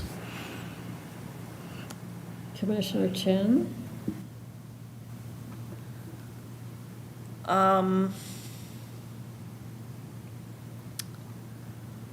I guess just looking at the one-sentence description of the purpose of the ad hoc, which is to explore different drop-in programming options, I guess we're still in that exploration phase through the end of December. That is true. So I might defer dissolution until that survey and data is back. Commissioner Whitaker? Yeah, I'm also going to go along with as far as until the data comes back to keep the ad hoc subcommittee in case there's any any different options or anything that comes up at the point. Because it does still define different solutions, staffing shortages and the above. So I think hold on to that subcommittee for at least till December. Vice Chair Peters? I agree with that suggestion. Once we find out what the information says, I think at that point, we can dissolve it. I mean, I do have to say that if we aren't going to be, if there wouldn't be any discussion about it, then I definitely want to keep the subcommittee. So, because we're still working on it. It seems, I agree, and it seems like we have consensus across the board that we're implementing, and then we're going to have a survey to see what the community finds with it, and I think we all know what our goal is. And like I said, if we find out that the community thinks that it's not a community pool, then that's a completely different discussion. Okay, is there a motion then to receive and file this item, A2?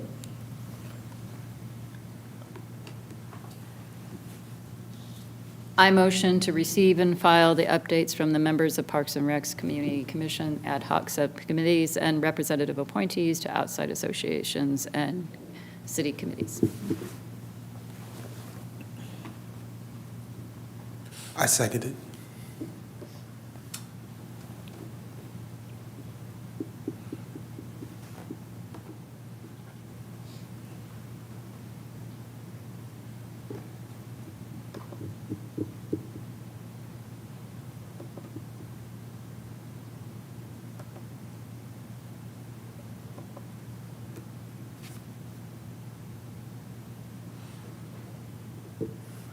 So I have a motion by Commissioner Bond, seconded by Commissioner Whitaker, to receive and file the report regarding the Culver City, nope, where are we?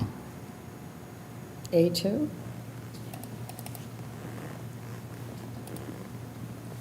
Sorry.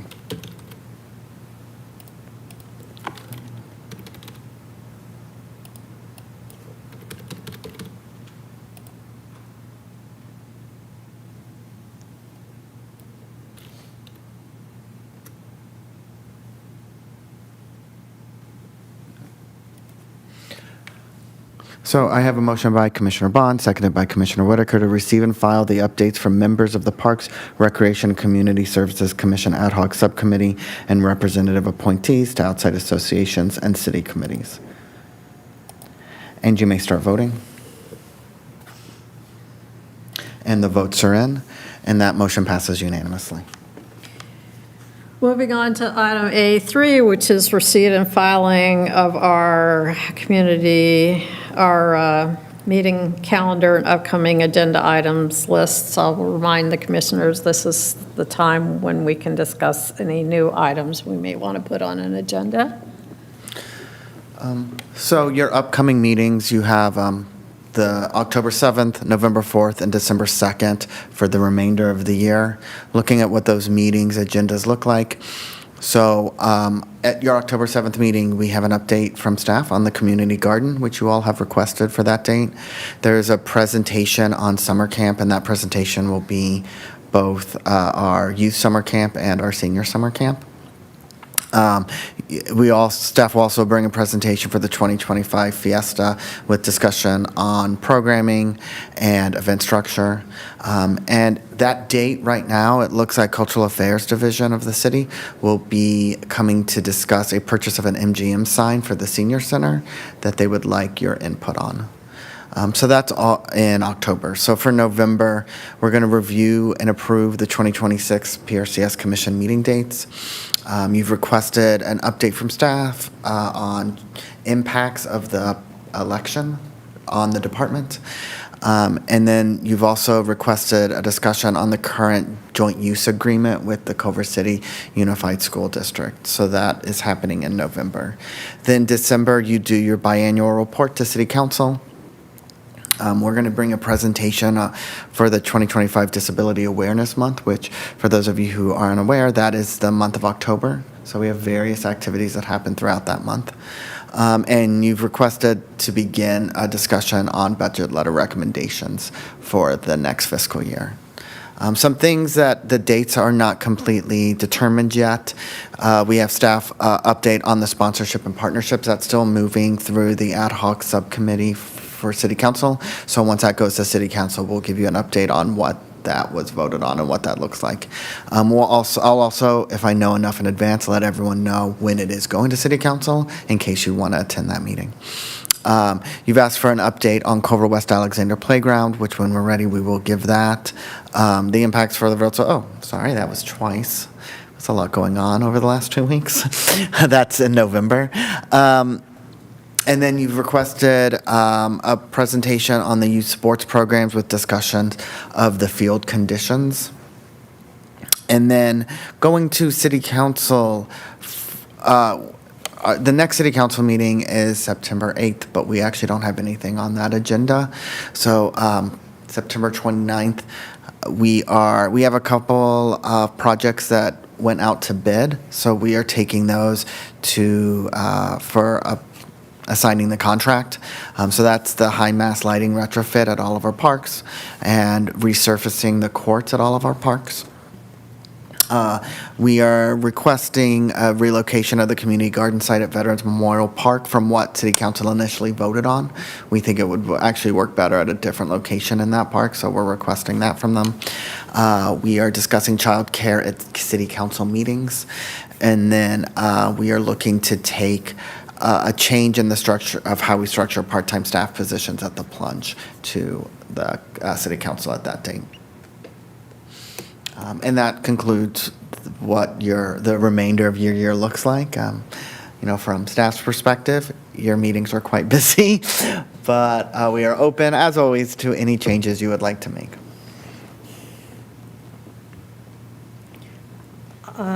Before we begin with the other commissioners, I just had a couple of questions about some of the items on there.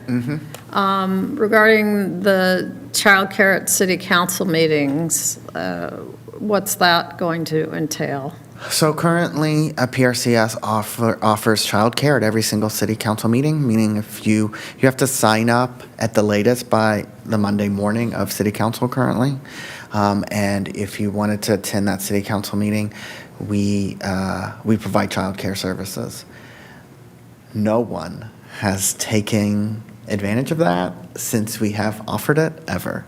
And it's been going on, Director Stevens can correct me, I think almost over a year. A little over a year now. I remember when Director Stevens brought it up before, and they said it should continue. Do we have staff that kind of has to hang on standby in case somebody's going to be making this request? And is there any dollar impact about what is going on if just by having them be on standby, or is this just an inconvenience because no one's using it?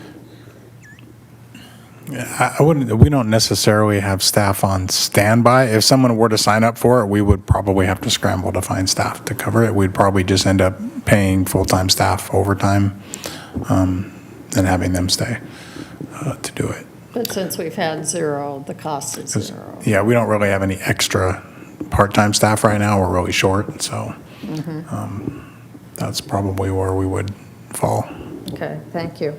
Also, the item on, I guess it's our next meeting, is an update on community gardens. Is it possible, and I guess I might need concurrence from at least 3 here on the dais to try to include some of the information that was presented to us tonight as an opportunity going forward?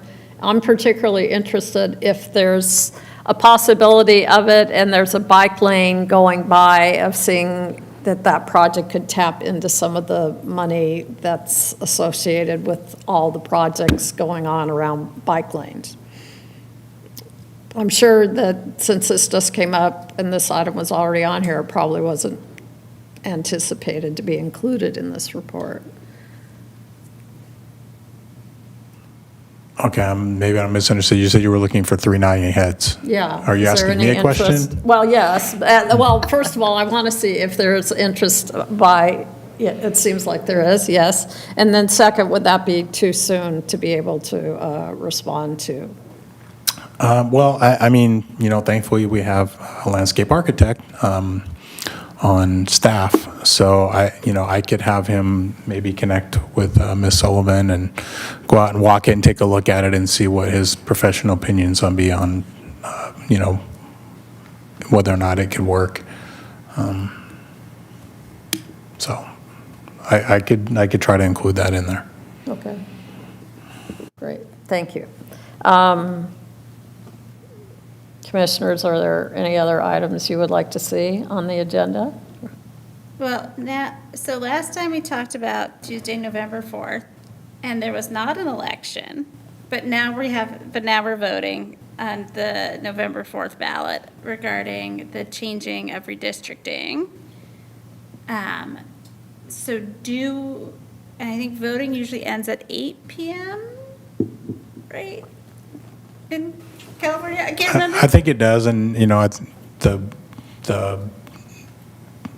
Patakia room is Yeah, is a ballot location, so people could theoretically drop off their ballots and then attend the meeting So, right next door. do we think, I'm just channeling Bali Muhammad and saying, do we want to move it or do we want to keep it? I will get my ballot in way before because I'm like that, but I'm happy also to think about moving it. So I would recommend if you're thinking of canceling it for the election, that you just cancel your November meeting and move the items to December or a different meeting. With the holiday at the end of the month and everything else going on, that would be my recommendation.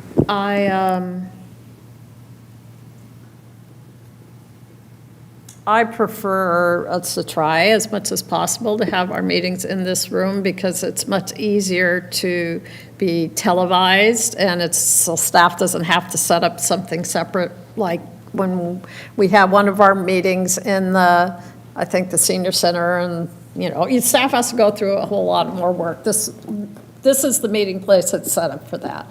I understand sometimes it feels nice to go on the road occasionally, but in the main, it's probably a good idea if we keep them here. So the question is moving that. There is one item on there regarding discussion of current JUA with CCUSD. I'm concerned if that gets moved, well, let me give you a preface to this. This was going to be a discussion of the current joint use agreement, meaning not the one that's sort of being discussed right now. I would like to see, and we could probably put this in next month if it's easy enough. If this commission is interested in being involved in that process, I think we need to take a vote as a commission. And in order to do that, we need to put it on the agenda. There is precedence for having other bodies such as, for example, the Bicycle and Pedestrian Advisory Committee is involved with working with the City Council on kiosk placement. The Bicycle and Pedestrian Advisory Committee is working with Public Works regarding the Overland Corridor. We might want to consider the impact of what's going into a joint use agreement with recreational spaces and ask yourself whether we want to take a position as a commission requesting the city and the school district with financing and programming and everything else. I think it helps the community to get more touches to understanding what the relationships are. And this joint use agreement is one of those. But in order for us to communicate to the city council as a commission, we need to agendize it. That was a little long-winded. But what I'm saying is, if we decide to completely get rid of the November one and add all that to December, it could be we've missed an opportunity because they're already working on it, and all of a sudden we see it pop up on an agenda, and then we don't have a chance to discuss as a commission. I mean, on a city council agenda or a board agenda. Then we would have missed the opportunity.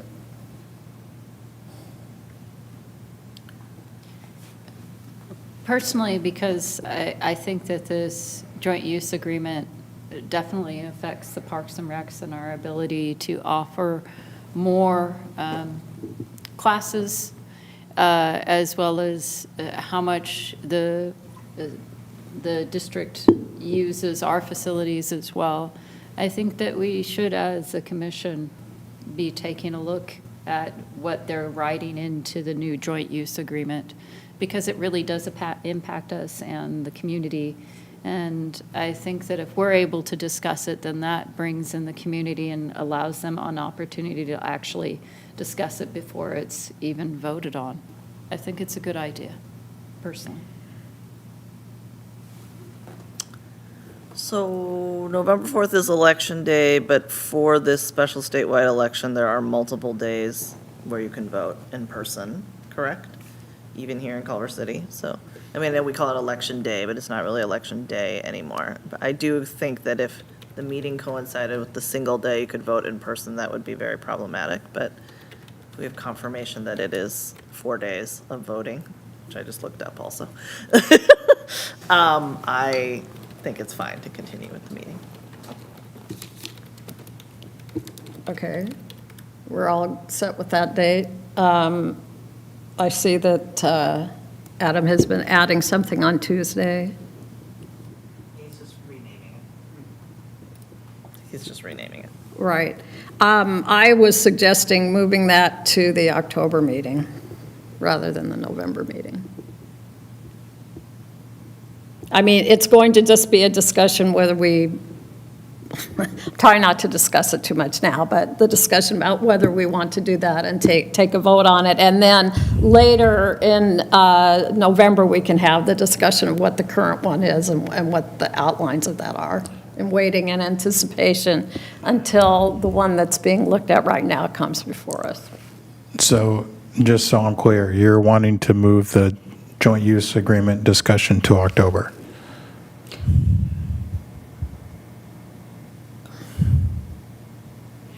That would, no, I want to move the discussion as to whether we want to recommend to council to let us look at it before it reaches their dais and the school board dais, but the discussion in more detail about what a joint use agreement even is and what the current one looks at like could still remain on November.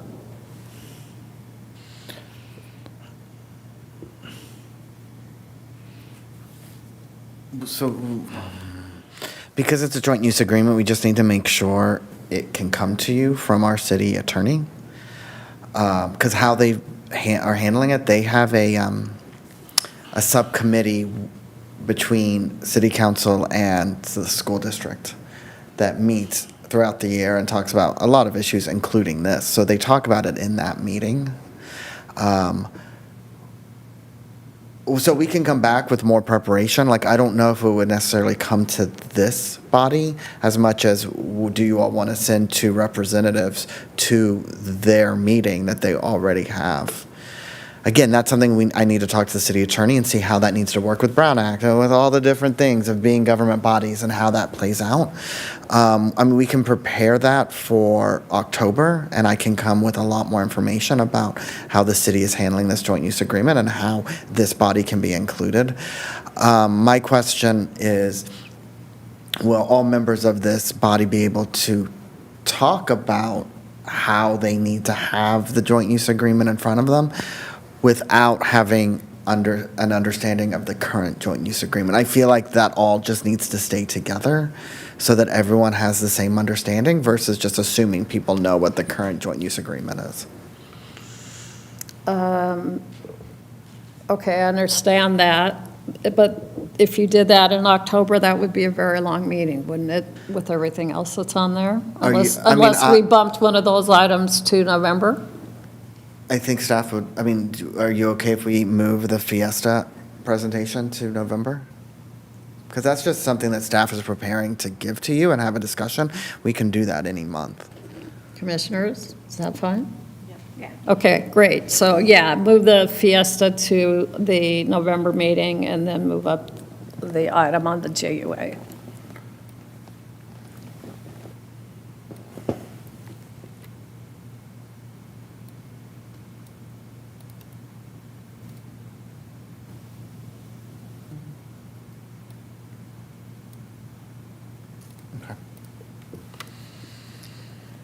Are there any other changes to the agenda that any of the commissioners see at this time?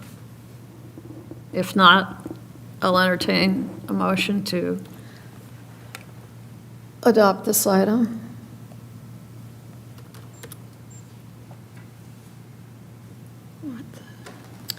I move to receive and file the Parks, Recreation, and Community Services Commission 2025 meeting calendar and the upcoming agenda items list. I second.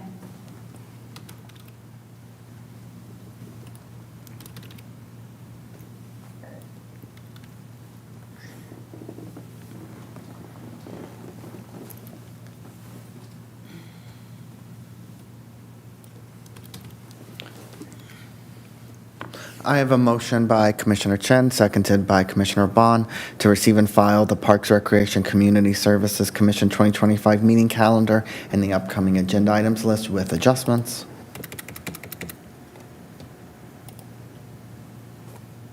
And you may start voting. And the votes are in, and that motion passes unanimously. Thank you. Moving on to public comment, again, for items not on the agenda. Are there any more public comments? There are not any public comments. Great. Moving to items from members and staff. We'll start with staff. Do you have anything, Adam? You can go first. No, I don't really have much. I think pretty much everything I was going to bring up's already been brought up, like the Abilities Carnival and the updates on the staffing. So we're still just recuperating from Fiesta. The maintenance staff are out trying to play catch up, trying to get Vets Park's going to be shut down for a little while as we get the grass to come back. It usually comes back pretty well though, pretty quick.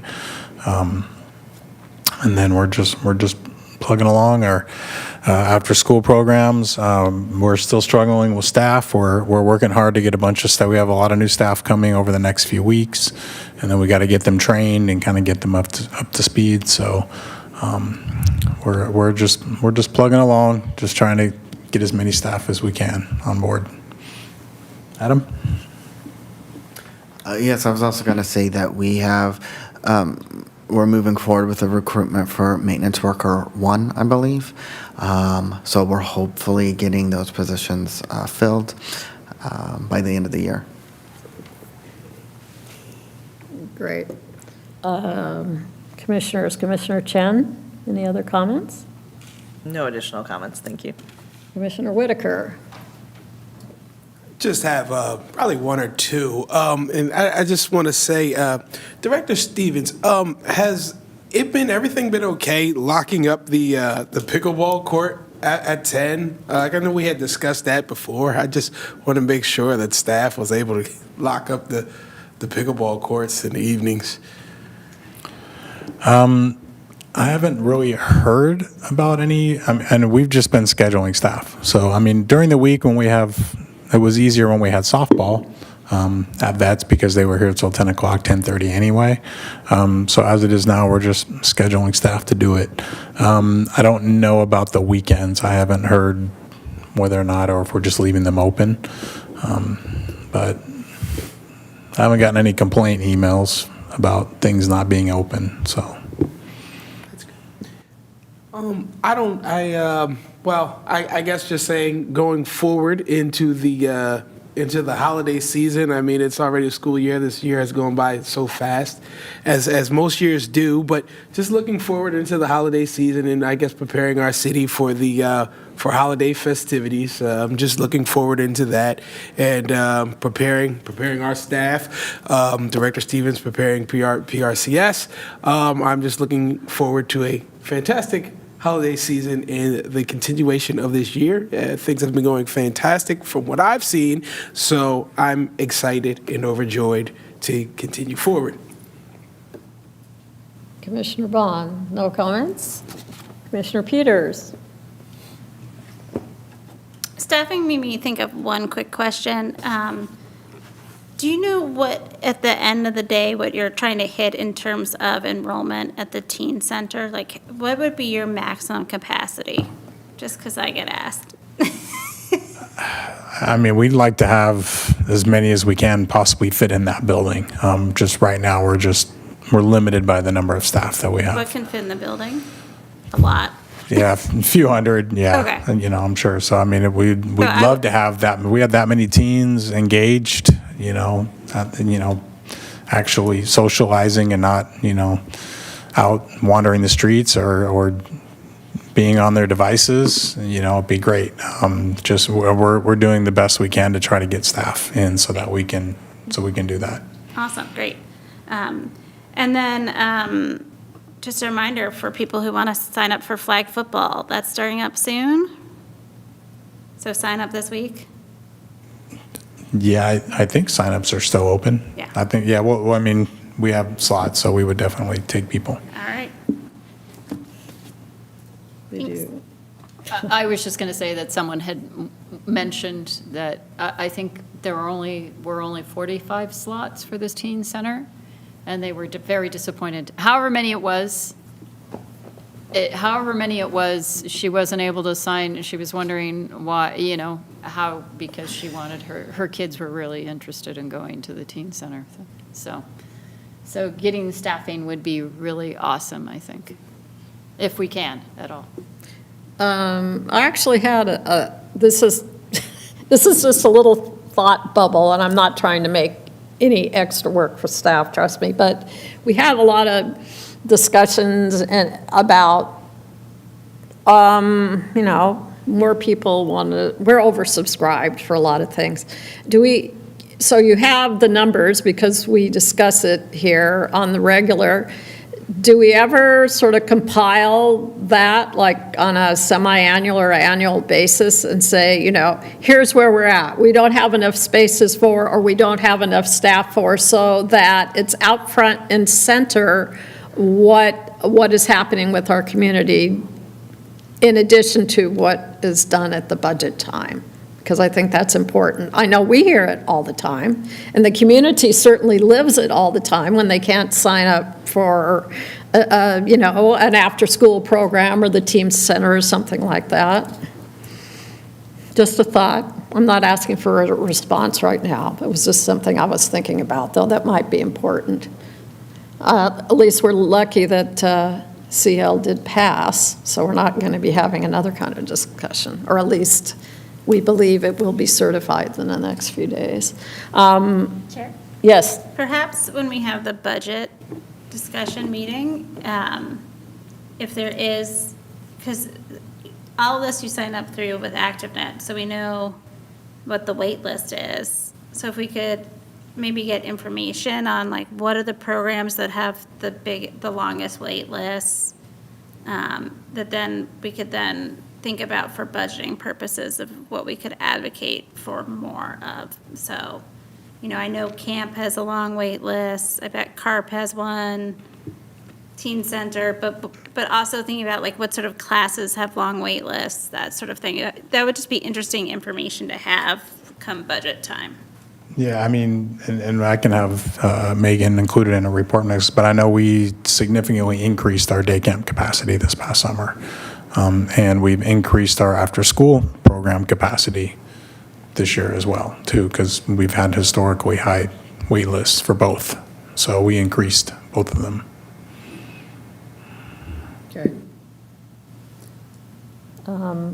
If there are no other items, there a motion to adjourn?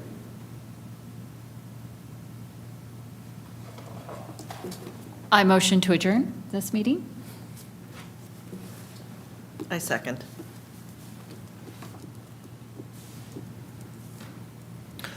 I have a motion by Commissioner Bond, seconded by Commissioner Chen to adjourn. And you may start voting. And the votes are in, and that motion passes unanimously, and we are adjourned at 9:08 p.m.